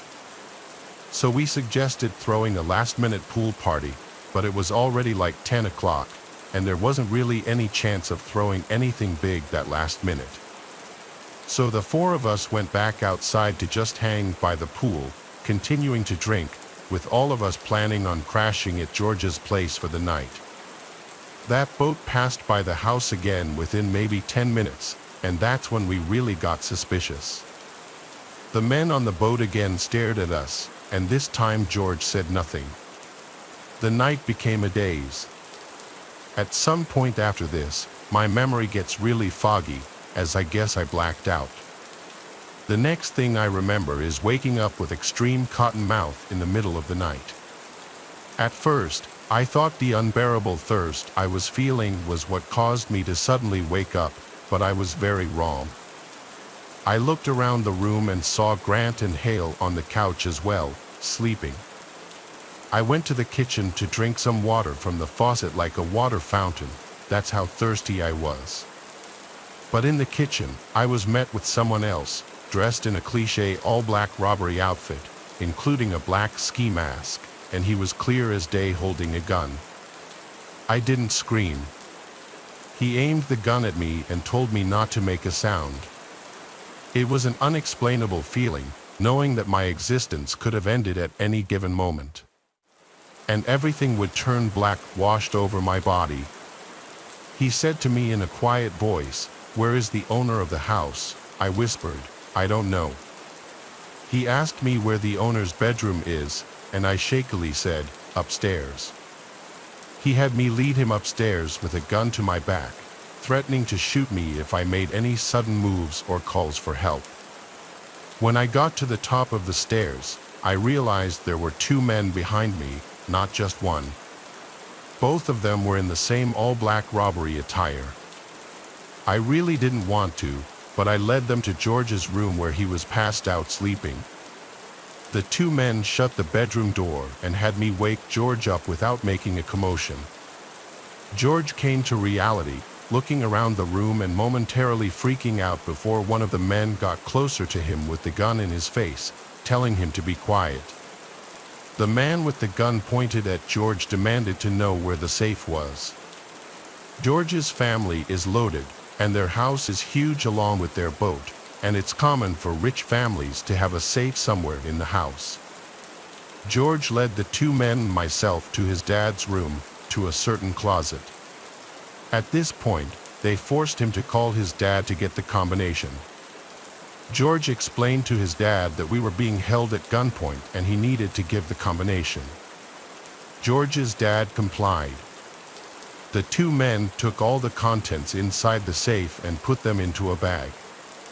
This included savings bonds, cash, jewelry, and various important documents. After this, they ran out of the house. We didn't hear a car speed away or anything, so they must have had a getaway vehicle further away, not on the block. After posting on multiple outlets, including the Ring Neighbors feature and reporting it to local news outlets, no one could identify the 2 men. I think it's fairly safe to say those men on the boat followed us to find out where George lived, since it was a very nice boat and they must have seen potential dollar signs. I'd never been so scared in my life. I actually could have been killed if I made one wrong move.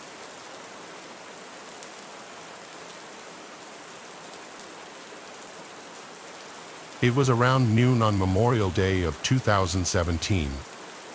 My car was in the shop for a few days, so to the outside world, it would seem that no one was home.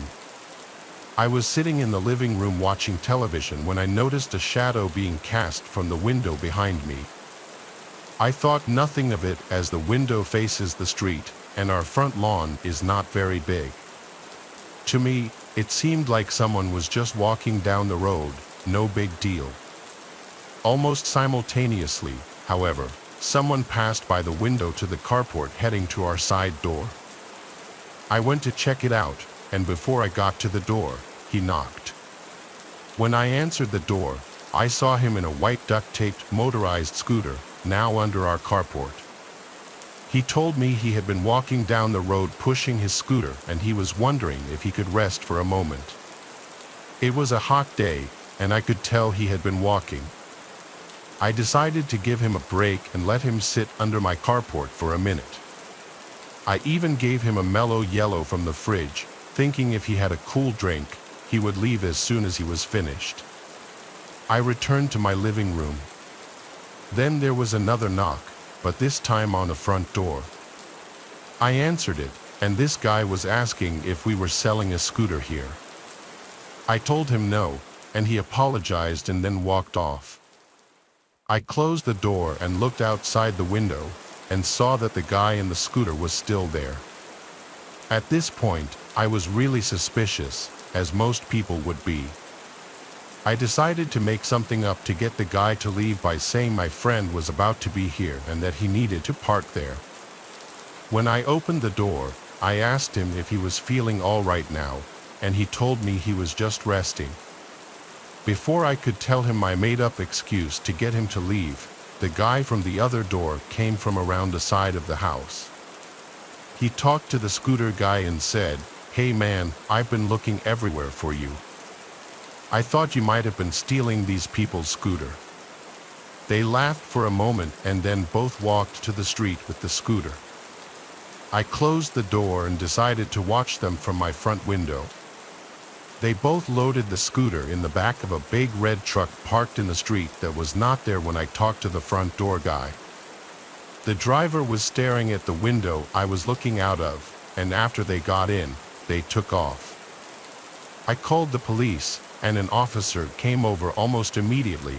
I live a block from a police department. When I told the cop about what happened, he told me they had similar reports of a guy with a scooter casing houses, probably thinking that no one was home for the holiday. He told me that I probably scared them off since I was home. Still, though, I'm very lucky that they weren't violent. Every Memorial Day, I think about what happened.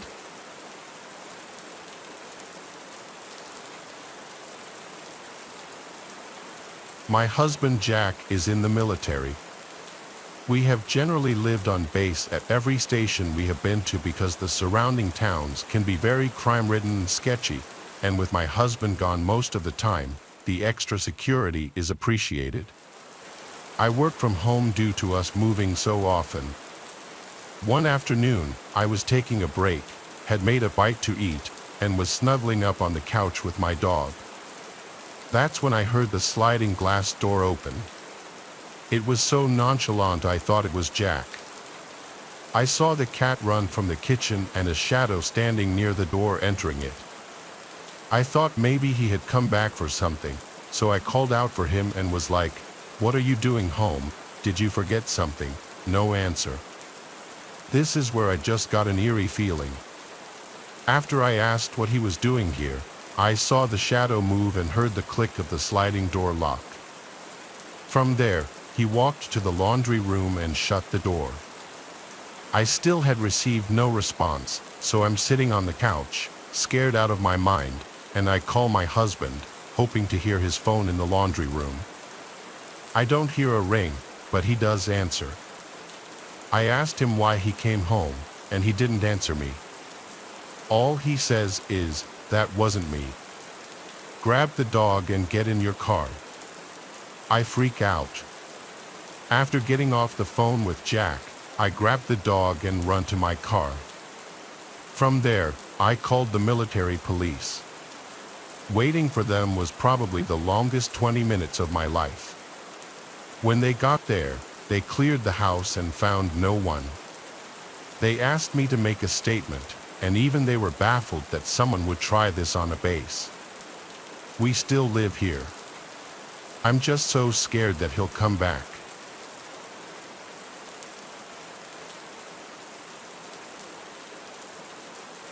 I first heard this story when I was in college. I'd come home for winter break, and I remember it was just me and my dad in the house. I was watching some kind of ghost hunter program on TV just for laughs. I don't really believe in that stuff, though when you watch the programs on TV, they're just so obviously fake. It's too hard for me to let go of my preconceptions and just watch and try to get into it. My dad was the same way, so I thought. He didn't seem interested in a paranormal or anything. He was kind of the guy who would scoff at anything supernatural. The program I was watching flipped to a commercial, and I casually got up and found my dad in the kitchen. Kind of out of the blue, I asked him, "Hey Dad, do you believe in ghosts?" His reply was so casual it shocked me. "Really?" I asked, a bit taken aback. "It just doesn't seem like you." He shrugged his shoulders and mulled over what I had just said. "Yeah," he replied, "eventually, but I know ghosts are real. I've met one." Upon hearing this statement, I had to know the story. You see, my dad is like me, he likes to tell stories. I could retell most of his stories from memory. Just because he would tell them so frequently to anyone who would listen, yet here was a story I had never heard of. An event that changed my dad's life. To this day, I don't even know if I believe it or not, but when someone who is so influential on your life, someone who seems so logical and so down to earth, tells you something like this, he calls into question what you believe and why. Though he never brings it up, when I talk to him about it, he swears it's completely true, no exaggeration and no doubt in his mind about what happened. So here it is, from his point of view. I was back in the house in Tacoma where you grew up until you were about 4. My parents still lived in the house, but I was going to college. I was back visiting them for a weekend. I was just over at Tacoma Community College, so it wasn't far away. I came back often to visit and get a home-cooked meal. I remember that I was sitting down for dinner with my parents, just the 3 of us. It was in the late spring, early summer season, so it hadn't really gotten dark yet. We were talking like normal when the phone rang in the kitchen. My mom got up and answered the phone, leaving my dad and me in the other room together alone. After a short while, she called my dad into the kitchen as well. "Leo, can you come here for a moment?" I remember that she seemed worried, her voice was kind of shaking a bit. My dad wiped his face, got up, and joined my mom in the kitchen. They weren't in there for long, but they were talking quietly, and it felt strange. After a few moments, they finally came out of the kitchen. They had their coats on now. "Something's come up, and we have to go out for a bit," my mom said. "There's dessert in the fridge. Help yourself. Don't worry about the dishes, I'll wash them when we get back." My dad said nothing, but I could tell from his face that it was serious. My mom looked genuinely worried. They were out that door in a flash, and I was left to finish my dinner at the table. I cleared the table and washed my plate despite my mom's instructions, and I went into the main room to read. I sat down on the sofa, opened one of my school books, and began to relax. Hours went by, and my parents still hadn't come back. It was now around 11 o'clock, and I was just about to get ready for bed. I walked up the stairs, making my way to the bathroom when I heard a strange noise. I paused and listened for a while. It was the ceiling. The ceiling was making a slow, drawn-out whining noise. The wood was creaking gently. It wasn't an unusual sound, but there was an unusual rhythm to it that made me uncomfortable and curious. After listening for a while, I pulled down the steps to the attic and listened a bit more. I could hear the sound more clearly now, along with a metallic creaking noise. I gathered up my courage and decided to investigate. I climbed the steps. Now, I have to say, I wasn't scared. I didn't have an uneasy feeling, actually, to the contrary. I felt quite comfortable. Even though it was dark and eerie, the energy in the room wasn't foreign. It almost felt warm and inviting. As I looked around the attic, it quickly became obvious where the sound was coming from. Among the boxes and various other storage was an old rocking chair that belonged to my grandmother. It was one of many possessions that she had left with us at the house. She was in a nearby home for the elderly and couldn't fit much of her belongings in her room. The rocking chair was gently rocking back and forth, causing the floorboards to creak beneath it. Next to the chair, an old bird cage was displaying similar behavior. The cage door was gently swinging open and closed, making a quiet metallic creak. I figured there was a draft, and knowing that the sounds would keep me up all night if I didn't put an end to it, I set out in search of the source. I combed the corners of the room, but try as I might, I couldn't find the source of the draft, nor could I feel it myself. There were no windows, and there wasn't much ventilation. It wasn't even windy outside, it was a calm evening. Furthermore, the chair was heavy, as was the birdcage. Yet, there were other things nearby that weren't disturbed, stacks of paper and the like. After a while, I gave up and looked back to the chair. It was still gently rocking. I walked over to it and rested my hand on the armrest. The chair stopped rocking. Still, I couldn't feel any kind of draft. I lifted my hand, and the chair was calm and quiet. But as I turned away, I heard the creaking again. I turned back, and the chair was still rocking. It was really strange, but as I had said before, I wasn't really that creeped out yet. I shrugged it off and walked over to the birdcage. The door was still swinging open and closed. The cage had once housed a parrot belonging to my grandmother, but it had been empty for some time. I latched the cage shut, figuring I could at least stop this one sound. I made for the steps, but just as I was about halfway down, I heard the metallic creaking again. I looked behind me, and the cage door was back to swinging open, unlatched, right alongside the chair, which continued rocking as before. Something had caused it to unlatch. I was sure that I had latched it properly. In any other circumstance, I would have been scared out of my mind, but for whatever reason, I wasn't. I just didn't feel uneasy. A rocking chair and a birdcage aren't really the harbingers of doom anyway. I descended from the attic with a last glance at the strange behavior and went about my bedtime routine. The creaking continued for a while, and I couldn't sleep for it. I went back upstairs and made another attempt to find the source. I went back downstairs to where I couldn't hear the noise, and I continued reading. It was a little after midnight when I heard my parents pull into the driveway. They came in and found me reading, and they sat down with me. My mom was crying. They explained to me that they had spent the evening at the hospital where my grandmother had just passed away. That's the story as my dad tells it. He believes to this day that before she left this world, his grandmother came home to pay him one last visit.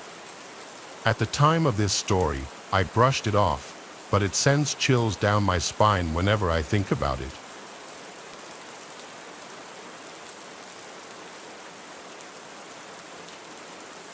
My younger brother and I have childhood friends that go to the beach with our moms for Memorial Day weekend every year. We've been doing this since before my younger brother was born. On our trip about 2 years ago, we had just arrived at the condo complex that we were staying at and had begun to unpack.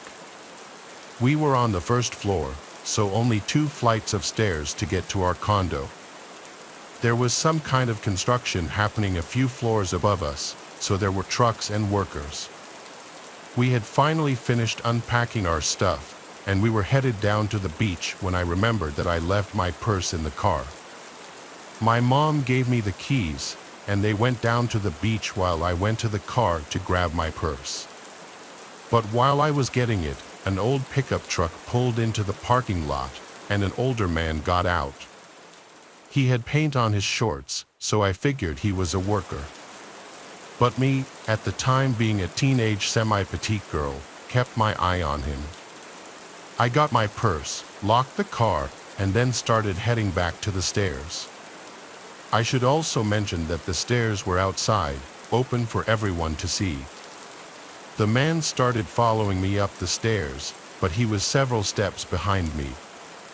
I figured he was headed up to the construction area, so I gave him the benefit of the doubt. Nevertheless, I started walking faster, and when I glanced behind me, the man was only 2 steps behind. This is when I really started to panic. I only had car keys and a purse on me, and I didn't know the layout of the condo yet. Where was the knife block? Was the door to the beach open? I finally reached the door to the condo, ran inside, and tried to close it behind me. The man was at the door and was trying to force it open as I was trying to force it closed. I finally just tried to run for it, hoping the sliding door to the balcony and beach was open. Luckily, my mom and my friend were still inside because they forgot to bring sunscreen down. I ran behind them, and the man just stood in the doorway. "Can we help you?" my mom asked.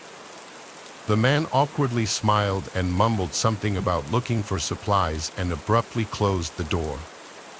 After I calmed down, we went back to the parking lot, and his car was gone. I'm confident that the man thought I was going to be alone in that condo with him, and I don't like to think about what could have happened if my mom and friend weren't there.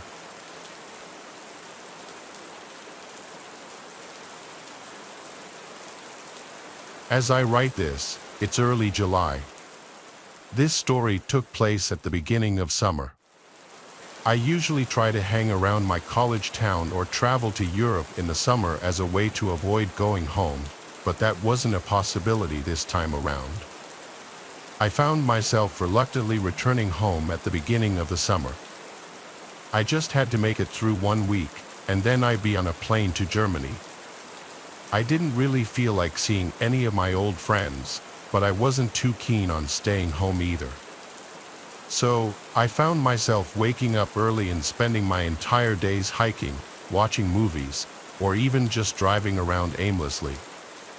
It was my last day home. I was getting bored of the stuff I had been doing and wanted to do something a little more exciting. My friends and I used to train hop, one of the many unruly activities that I had since cut out of my life. I decided, what the hell, and drove to a secluded set of tracks I knew about. Freight trains always passed through here, so I knew there would be many options. The tracks were surrounded by trees and various flora, part of the reason I had chosen them. The last thing I needed was to be caught for doing an illegal activity after having been clean for so many years. I parked my car and made my way over to the tracks.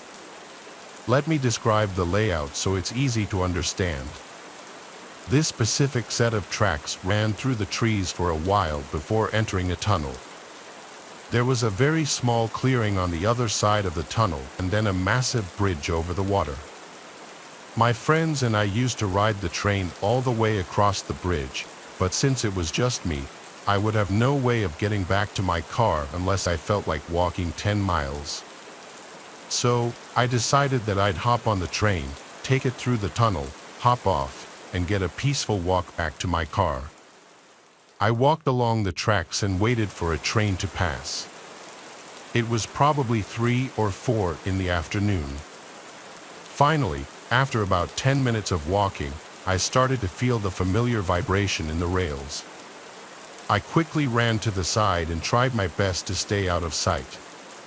Usually, as far as I know, freight train conductors didn't care enough to report people walking along the tracks, but I didn't want to take any chances. The train passed, and I waited for a good number of cars to go by before emerging from my hiding spot. I picked a car that looked easily attainable and began jogging alongside the train like I had done 100 times before. Once I was confident enough, I grabbed hold of the ladder and swung myself up. It was pretty easy, the train wasn't traveling very quickly. As my part of the train was about to enter the tunnel, I saw a strange flash of light from up ahead. I assumed it was a spark from the train or something, but truth be told, I had never seen anything like it before. I hoped there wasn't an errant wire or something dangerous in the tunnel, but it was too late to hop off. The train started picking up speed since the tunnel was perfectly straight, and I closed my eyes as the adrenaline rush started coming on. Just then, I felt a hand reach out from the darkness and literally grab my leg. I lost my footing and nearly slipped, but my hands were firmly gripping the train. I screamed and kicked, but the train sped by before I could make contact with anything. Before I could even comprehend what just happened, I felt another hand slap against my leg. I screamed again before scrambling up the ladder, hopefully out of reach. My heart was racing. What the hell just happened? The train exited the tunnel, and I hopped off without thinking. I waited for the train to completely pass and watched it chug over the bridge. I remember pacing back and forth in the little clearing, thinking about what just happened. Like, were there really people in the tunnel, and what could they possibly be doing there? Why the hell would they try to drag me down?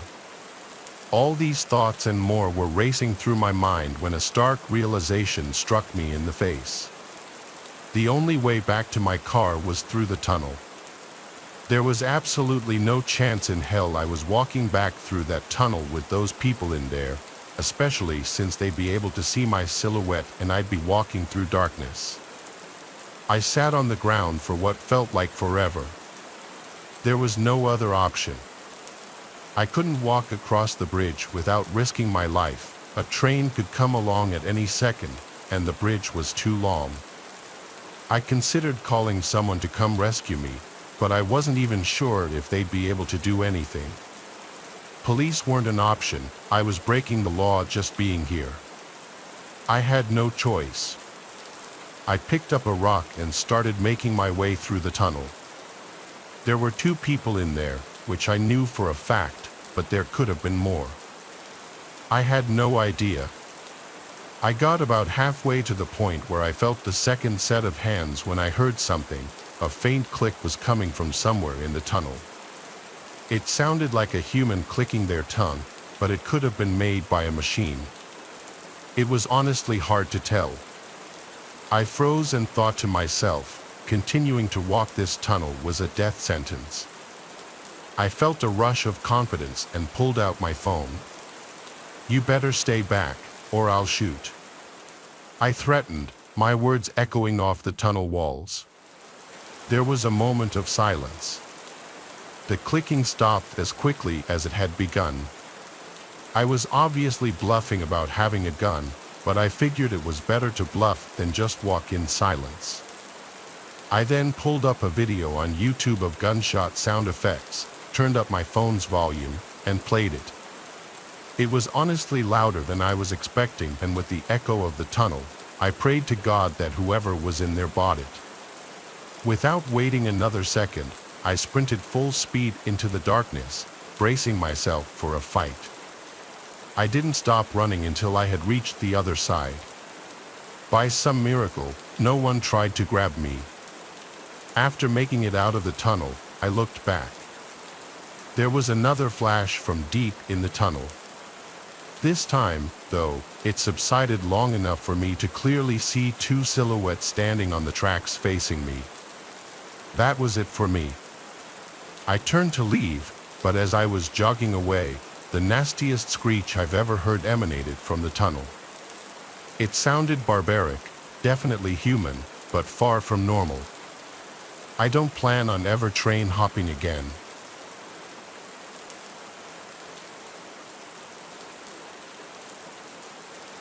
The New York City subway system is a scary place. I've been an MTA worker for 7 years, and nothing really surprises me anymore.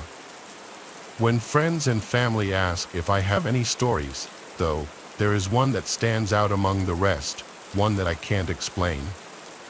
This happened to me about 2 years into the job, but I remember it like it was yesterday.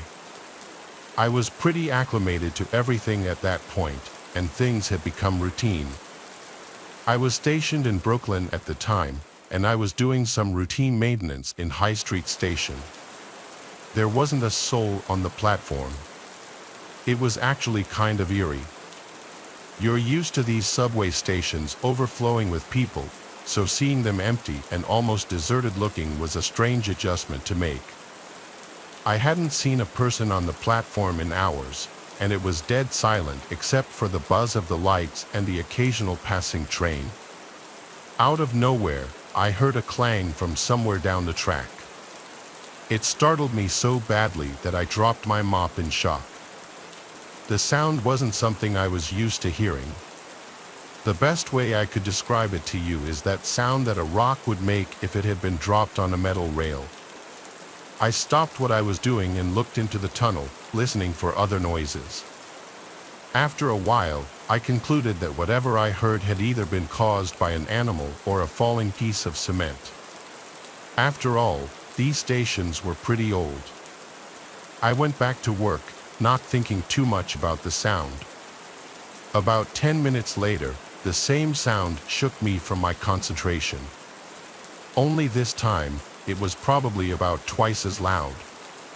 This time, I actually became a little concerned, dare I say, scared. Was it really possible that 2 chunks of the ceiling had fallen in the span of 10 minutes? I put down my supplies and walked over to the tunnel entrance, trying to be quiet. I peered into the darkness and couldn't really see anything. I debated whether or not it was a good idea to call out into the tunnel and ultimately decided against it. I still figured it was nothing, but after the initial fear had worn off, I was more confused than anything. I kept trying to think of things that could make a sound like that, not once, but twice. It was especially bizarre since the second sound was louder. I tried to keep my mind off the sounds and went back to work, finding a good rhythm again. I was almost done with my work on this platform and was pleased that I'd get to leave this weird station soon. As I was wrapping things up, I heard something that gave me the chills. A child's voice called out for help from inside the tunnel, and he sounded like he was in distress. I instantly stopped what I was doing and made my way over to the edge of the platform. I hesitated for a few seconds before deciding that a child in anguish wasn't something my moral conscience would allow me to ignore. I walked down the steps leading onto the tracks and waited for my eyes to adjust to the darkness. I shouted into the tunnel, asking the kid if he was okay. No response. That's weird, I thought, starting to feel nervous about this encounter. Just then, the kid's voice rang out again, repeating his call for help. I yelled back, asking him if he could hear me. He responded, yes, and I asked where specifically he was.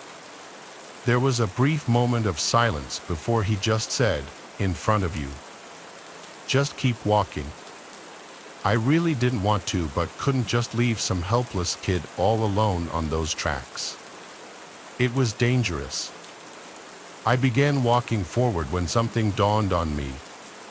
I yelled into the darkness one more time, this time asking the kid what was wrong.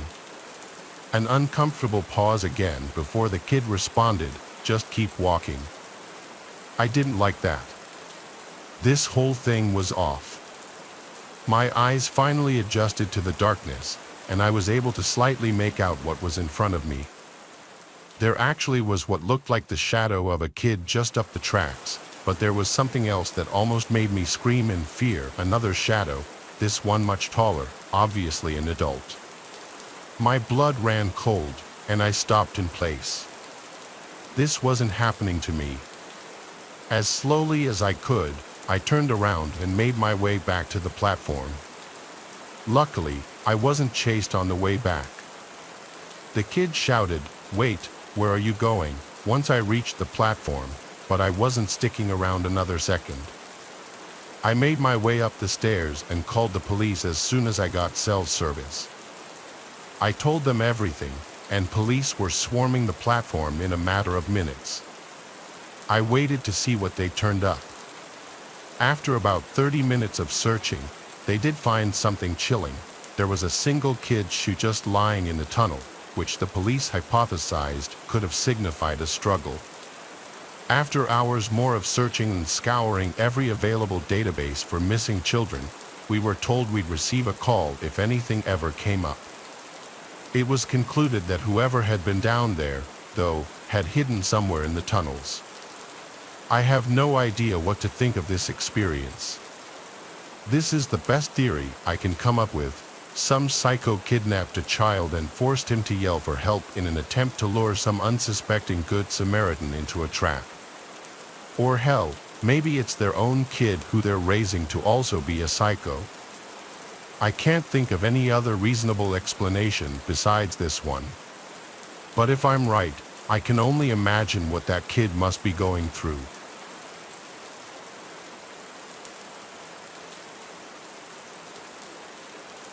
My dad has been an MTA transit subway station manager for 35 years.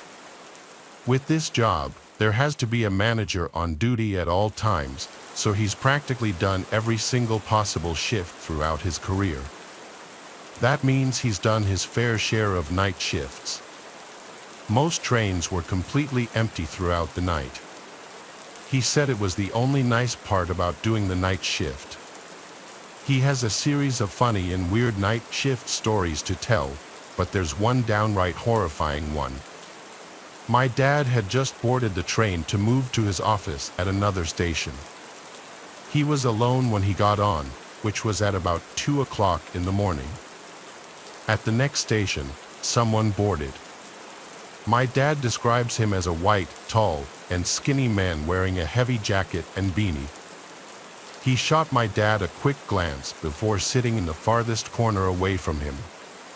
My dad said that he felt uncomfortable as the guy kept looking up at him every so often. When my dad's stop came, he got off, as well as the other man. He walked to his office door, unlocked it, and looked behind him. The man in the jacket was pacing around only about 50 feet away. My dad stepped into his office, shut the door, locked it, and sat at his desk. 5 minutes later, someone started to try and turn the doorknob. After the person on the other side of the door realized it was locked, they started to knock softly. My dad called out, "Who is it?" and they responded, "I want to talk." He told whoever it was to go away. He says he knew trouble when he saw it. He had a good feeling it was the guy from the train, as this station at a time like this was apparently always completely empty. My dad told the guy to go away.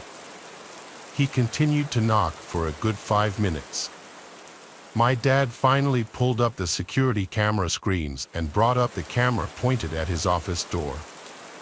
Sure enough, it was the guy from the train, wearing the jacket and beanie.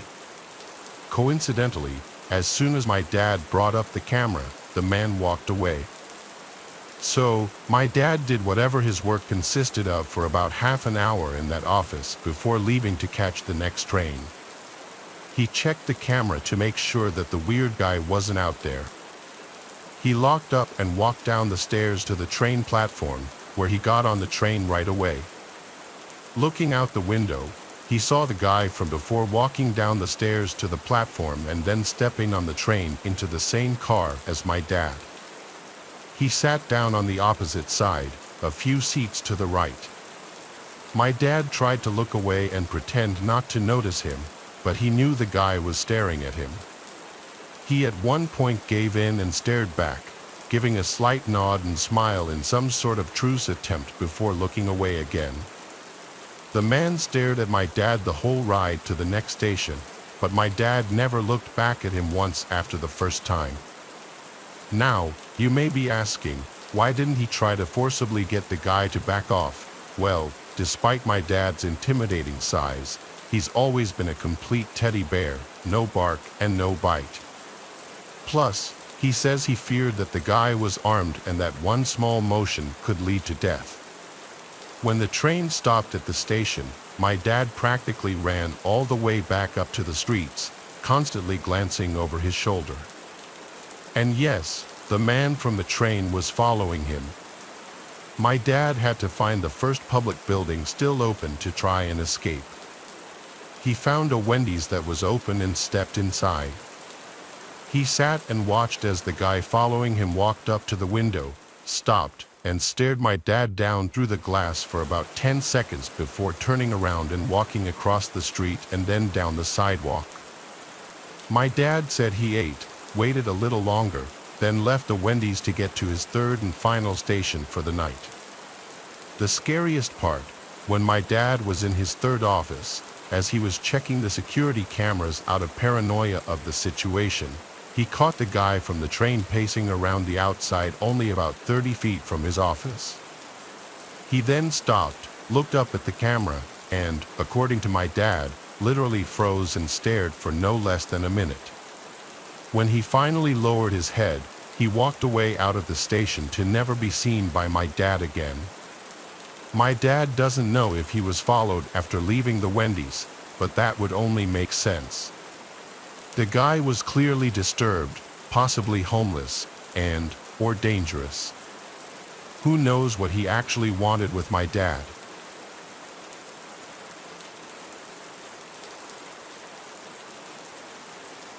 Me and my 3 friends were in New York around Christmas time. We didn't finally decide to leave until about maybe 2 o'clock in the morning. We got on the first train that we could catch, and as expected, it was empty. We were pretty sobered up by then.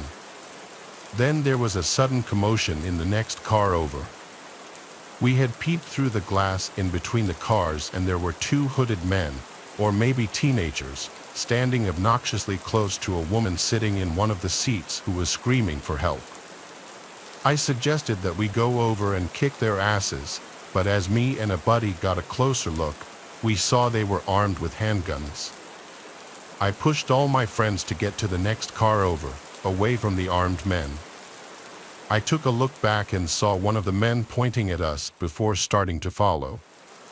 We ran through at least 3 different cars with the men following us before the train finally stopped at the next station. We all booked it through the old station to the nearest place we could hide.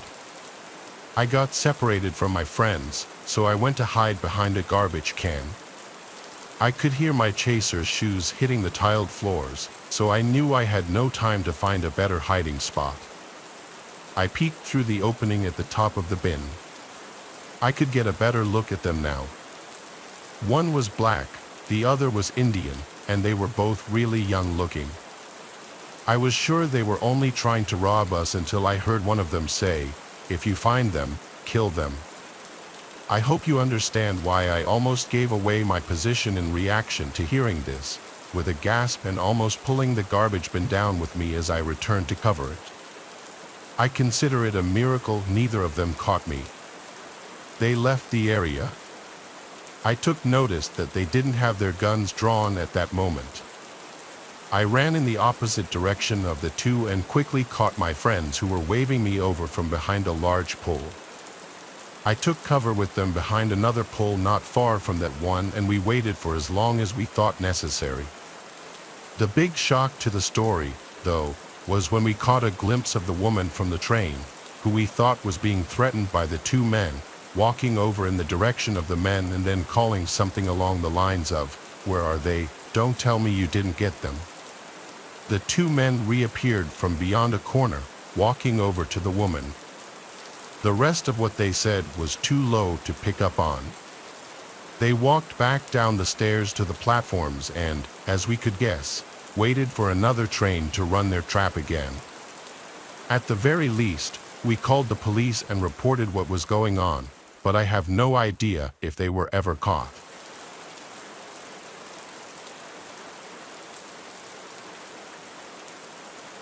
My name is Valor. I'm 24 years old, and this was the most horrifying experience of my life. I live and work in New York City, but I don't have a car, so my main mode of transportation is the subway. It was a Saturday night. I was on my way home from a party in the middle of the night. I did this about every other weekend, so I was completely fine with taking the subway alone at night. Walking down the steps, entering the underground without a soul in sight, it was always a bit chilling. This specific station was very tightly spaced. As I was walking, I could almost feel as if I were being watched or followed, along with the occasional echoing bang-type sound emitting from an unknown location. I was early for the train, so I sat on a bench and waited. This is something straight out of a horror movie. I heard this exact phrase, "Over here, buddy." There was somebody standing on the tracks inside the tunnel, poking his head out and looking at me. It was a filthy-looking man, I'd say in his early 40s. He gave me a smile, a horrible yellow smile with at least 3 teeth missing, and I could tell that even from where I was sitting. I did the best I could to pay no attention to him, but he wouldn't go away. There was laughing coming from inside the tunnel, and then another disgusting-looking man stuck his face out as well. This man gave me a nasty smile as well before telling me to come hang out with them in the tunnel. The way they stared at me, though, their eyes wouldn't even move, it's as if their sight was locked onto me. I resumed doing the best I could to ignore them and just wait for the train. I noticed in my peripheral vision that one of the men moved away into the tunnel, returning moments later with another face. I had to look again. There was a third face, but this one was hunched over and lifeless. It looked like one of the men was holding the guy's face up. The sound of the train approaching felt like 1,000 pounds off my shoulders. I got up, ready to board the train, but when I got closer to the edge of the platform, I nearly threw up at the sight. The 2 men were going back into the tunnel, and the second man in the back was holding something in his hand, a head, just a head, like a decapitated head. They disappeared from sight onto the side of the tunnel as the train stopped. I got into the first car, planning on warning the conductor, but no later than after we left the station. I didn't want to be there a second longer. As the train began to move, I saw legs moving down the stairs to the platform, but that was it. I didn't get to see who it was. But what I did get to see as the train moved into the tunnels was a glimpse of a group of men hunched up against the railing, inches away from the train window, and they were all looking right at me. I knocked on the conductor's door like a madman, screaming it was an emergency. He opened up, and I explained what I just saw. He radioed to somebody in charge of the station as well as another higher-up of the company, who I'm sure took care of it or contacted the proper authorities or security, whatever. It seemed to take ages for my stop to come, but when it did, I practically had to hop in my walk from relief. I have since been to one party at the same friend's house, but I skipped that station. I decided it was worth it to take the extra long walk to the next station. I don't know if weird shit happens often in the subway at night. In my experience prior to this incident, it never did. But after this experience, I think I should say you should be extremely cautious when in an isolated place like a subway station late at night.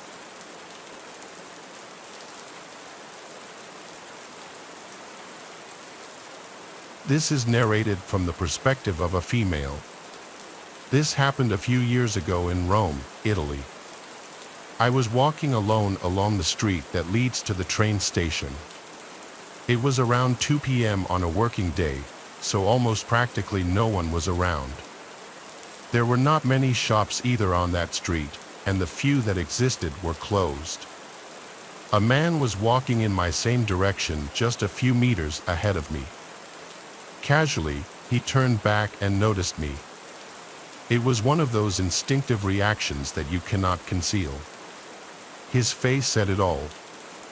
He was roughly 6 foot tall and well built, not exactly the body structure you would like to see such a face on. His eyes openly said, "I've been to jail and I'm highly likely to go back again." He went along his way ahead of me and then turned again a couple more times, slowing down his pace. In a few moments, the situation was reversed. I was walking in front of him now. I didn't turn around. It was useless. I knew he was following me.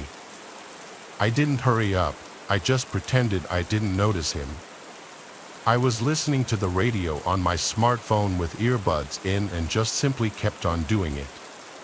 But you can imagine just how much I was panicking on the inside, all alone on the street with a 6-foot-tall criminal walking after me. I kept walking, struggling to the very last bit of my soul, acting as if nothing was happening, while desperately searching for an escape out of the situation.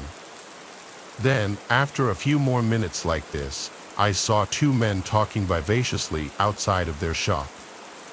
I seized the occasion and stopped right after them, pretending to scroll up and down on my phone. With the tail of my eye, though, I kept glancing beyond the 2 men, and I was right because after a few moments I saw him stretching his neck trying to spot me. He saw I had stopped and he was leaning against the wall near the 2 other men.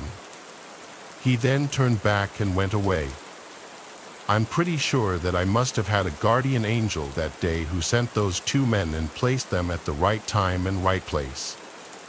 Nothing else happened, but only because I was extremely lucky. To all the ladies out there, never take for granted that you're safe just because you're in broad daylight. And never give in to fear.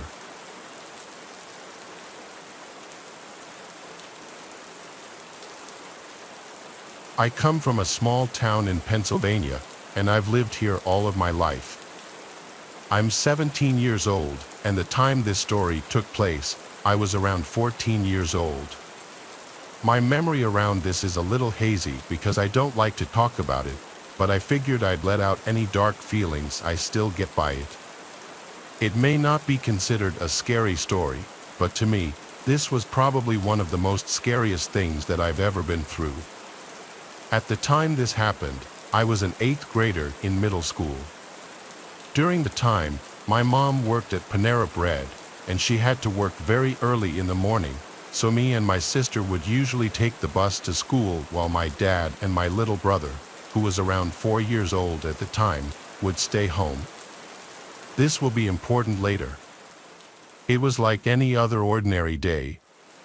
Me and my sister would get ready and leave it around 7:20 a.m. to walk to our bus stop. We lived in an apartment complex, and we would have to walk the 3 minutes to the front of the apartment because that's where the bus would pick us up. A little background information, me and my sister would meet up with our friends at the bus stop since we lived in the same apartment complex, and we would wait until the bus showed up. I would stay at the back with my friend, while my sister and her friend would be towards the front, 5 feet from the stop. So, like our usual routine, I had met up with my friend, Reed, and my sister would meet up with her friend, who I'll call Lelia. We waited for the bus to show up. Me and Reed would always see this boy, who I'll refer to as Scott. He was a year younger than us, and he would always run across the street to our bus stop to get a seat since we would be the first to be picked up. This was because by the time the bus driver would pick him up, he'd be the last person, and there would be no seats left for him to sit at. So he began to run across the street, and we were used to seeing him run across like that. Reed and I would always laugh at the way he ran, but wouldn't pay any more attention after he made it across. This will also be important. So, as we're waiting for the bus to arrive, me and my friend were talking, and there would be 5 other kids waiting for the bus at the front of the apartment as well. And like always, we see Scott across the street, waiting for the bus to arrive. A few minutes go by, and we see the yellow bus coming towards our stop. So everyone on our side begins to gather their belongings, and we begin to form a line as the bus gets closer. It begins to blink its lights, and the stop sign starts to come out at the side, as a sign for the other cars to stop. And for just a second, I begin to see Scott running across. I don't give it 2 thoughts since this was normal, and I began to hear the screeching noise coming from the opposite side of the road. It was like everything was going in slow motion during those couple of seconds, and I remember hearing the screeching noise become louder and louder. As I'm picking up my head to see what the noise was, I heard a big thump noise, and what I saw next will forever remain in my mind until this day. I hear a big thump noise, and I then see Scott flying in the air. I then see Scott hitting the ground so hard, and the noise was so loud as he then made an impact to the street. I remember hearing my friend Reed then scream at the top of her lungs, and I then quickly looked at the car, and I saw the driver inside. I remember seeing the bus driver quickly taking out his walkie-talkie attached to his radio as he was then saying all these codes into it. I then see Scott running around the bus and towards where our bus stop was, and he then had his arms wrapped around his stomach, and he was bleeding all around his head. He also had these cuts on his face, and he was crying wildly. During that moment, I was so horrified that I froze, and I was so scared to say anything. The driver then came out of the car and began to panic, then saying to Scott, "Oh my God, man, I'm so sorry. I never even saw you." I was looking down for 1 second, and then it just happened. But Scott was in so much pain, then he didn't even pay attention to him. Then this kid in my sister's grade ran up to him, then sang, "Hey, man, do you need an ambulance?" Scott was just crying, then shaking his head yes. The boy then took out his phone and called 911, telling the operator everything that happened. The driver then fell to the ground, took a cell phone out, and began to call someone. He then put it on speaker, and once the person picked up and said hello, he'd been sad, "Mom," to the kid, "So sorry." And he then began to break down in tears, and he just kept repeating that same line over and over again. The driver's mother had tried to calm him down, and then the driver just said, "Please forgive me, please. And even my car, it's a friend's car." Scott just stayed on the ground, lying there, as everyone watched him. The next thing I remember was that Scott always had his mother and brother take him to the bus stop, and they would always make sure he got on, but on this day, they never went with him to the bus stop. I then began to check on my sister, making sure she was okay. Her and her friends seemed a little shaken up, but they were okay. Reed's mom and sister were running up to us, and I remember hugging them. At that moment, I felt so alone and horrified. I began to cry hysterically, and my sister was just trying to comfort me. Something that I always regret was never telling my parents right away about what happened. I didn't want to wake and worry my dad, and I didn't want to get my mom in trouble for leaving early. I knew that she suffered from anxiety, so I didn't want to give her a panic attack, which she would get every once in a while.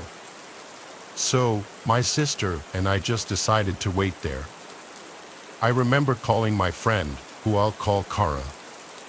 I remember that her and her mom worked at the school next to ours, and I began to tell her everything that happened. I began to break down. They quickly alerted the front desk, and she calmed me down, telling me everything was going to be okay. I know some of you might be thinking, how was I able to call my friend but not my parents? But during that moment, I just felt the need to call Cindy because she was who I trusted at the time, and we're still friends to this day. About 20 minutes later, the ambulance arrived. They began to check Scott and treat him while he was lying on the ground, still crying and in pain. 10 minutes passed, and I began to come at ease. They started to place him on the stretcher. I remember seeing his mom and brother running with a paramedic towards him, and they had the most worried and horrified faces that I've ever seen. I began to feel so sad for them.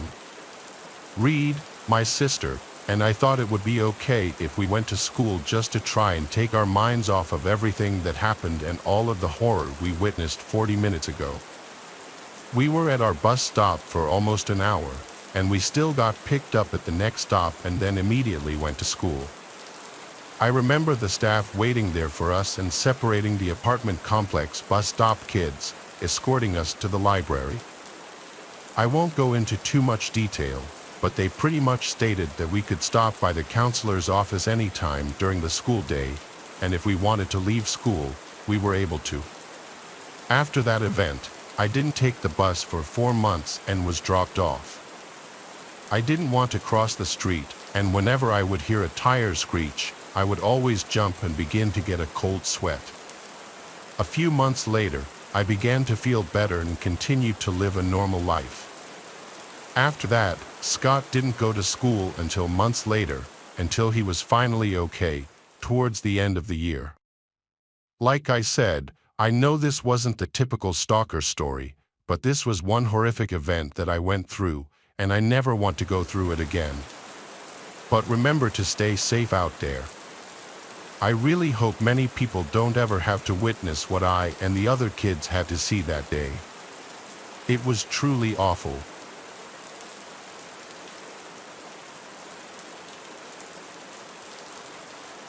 New York City trains are pretty crazy. I've been groped and harassed, and I've seen things that I don't ever want to see again. My best friend and I were neighbors living in Upper Manhattan. It was summertime, and it was pretty late. It was around 8:30-ish, and we wanted to go to the west side to get some milkshakes because we always liked to go out late for little adventures. Of course, my parents didn't want us to go out late, but we kept pushing it, and we ended up going. In order to get to where we wanted to go, we had to take the subway. As we're coming back, it was already 9:30-ish, so we expected to get back home around 10. The train arrived, and my best friend and I hopped in. The train car was empty, so we sat on the chairs with 2 seats. As we arrived at the next stop, a man came into the same car. We didn't think anything of it until the man sat right across from us. Keep in mind, the train car was nearly empty, and he could have picked literally any other seat but decided to sit across from us. Of course, my friend and I thought that was weird, so we texted each other saying we were going to move to the next car when we got to the next stop.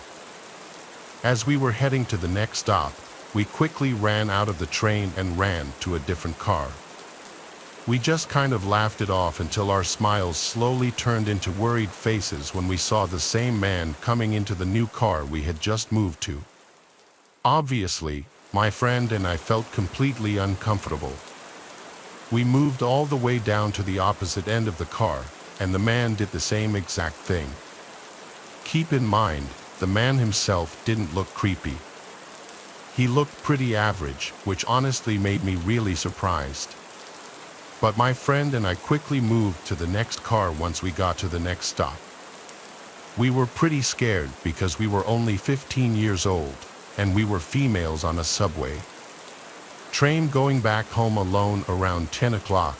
I don't really remember how we lost the man, but luckily we did. We quickly ran back home after we got off our stop, also making sure we weren't being followed. We didn't tell our parents because we knew they wouldn't let us out again, so we just kept it to ourselves. Nothing crazy like this ever happened again to us, but now we know to be more careful taking the subway home. For anyone that comes to New York and takes the subway, please be careful because you really never know who's gonna follow you.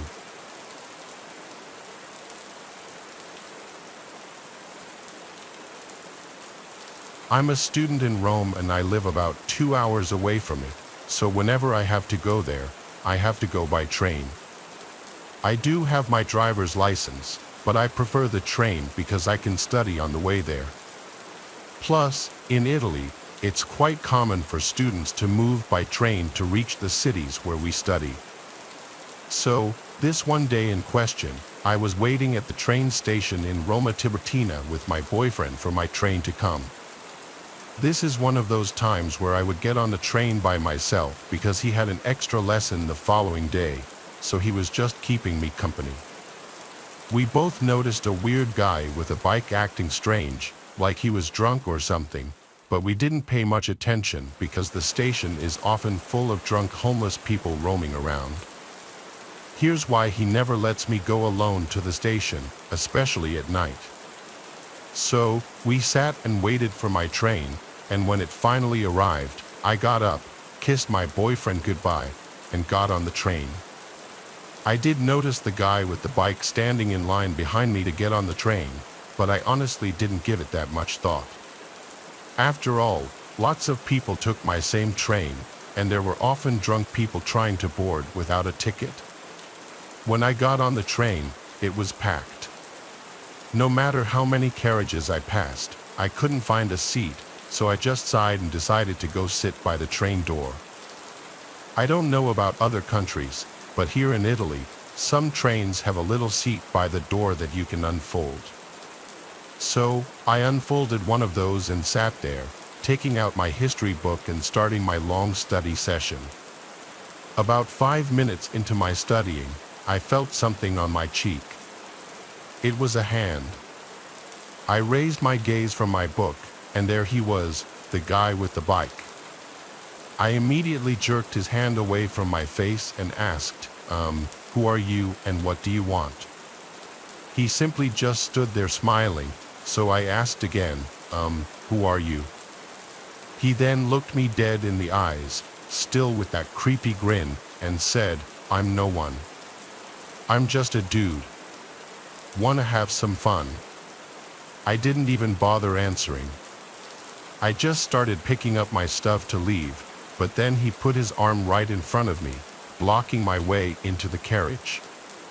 So, I grabbed his wrist, dug my nails into it, and then jerked it away, freeing my passage to the much more crowded carriage where he couldn't do anything to me. I tried to look for the ticket inspector to get some help, but he just kept following me. One very kind man noticed the creep was following me, so he offered me a seat and told me to stay there while he went to look for the inspector. I sat down and waited. I honestly thought that I was safe, that he wouldn't try to do anything in front of so many people, but I was wrong. He started going back and forth along the corridor of the carriage, and every time he passed me, he would try to touch me. He would caress my shoulder or face or even try to go to my breasts, despite the fact that I kept jerking his hands away. Everybody just watched and said nothing, absolutely nothing, to help me. After a while, the man came back with the ticket inspector and the creep ran away in the opposite direction. The inspector came up to me, and I showed him a picture of the dude that I'd managed to take, telling him that he was following me and touching me. So, the inspector went after the creep and eventually caught him a few carriages forward. He then proceeded to call the police. The police came to the next station, and while waiting, the creep was placed near his bike by the door with the inspector constantly watching him. At the train station, 2 officers had to literally lift him out of the train because he was resisting, saying that we were friends and that I obviously liked his attention. But he got arrested anyway. And the worst part of all this, no one even dared to help me on that train when he was trying to touch me in front of everyone. There was even a woman who said I must have done something to turn him on. So, even though I was just a student minding my own business, just sitting there looking at my books, in her mind, I must have done something to turn him on. Still to this day, I can't believe I was the one being blamed for his creepy behavior. Seriously, what the...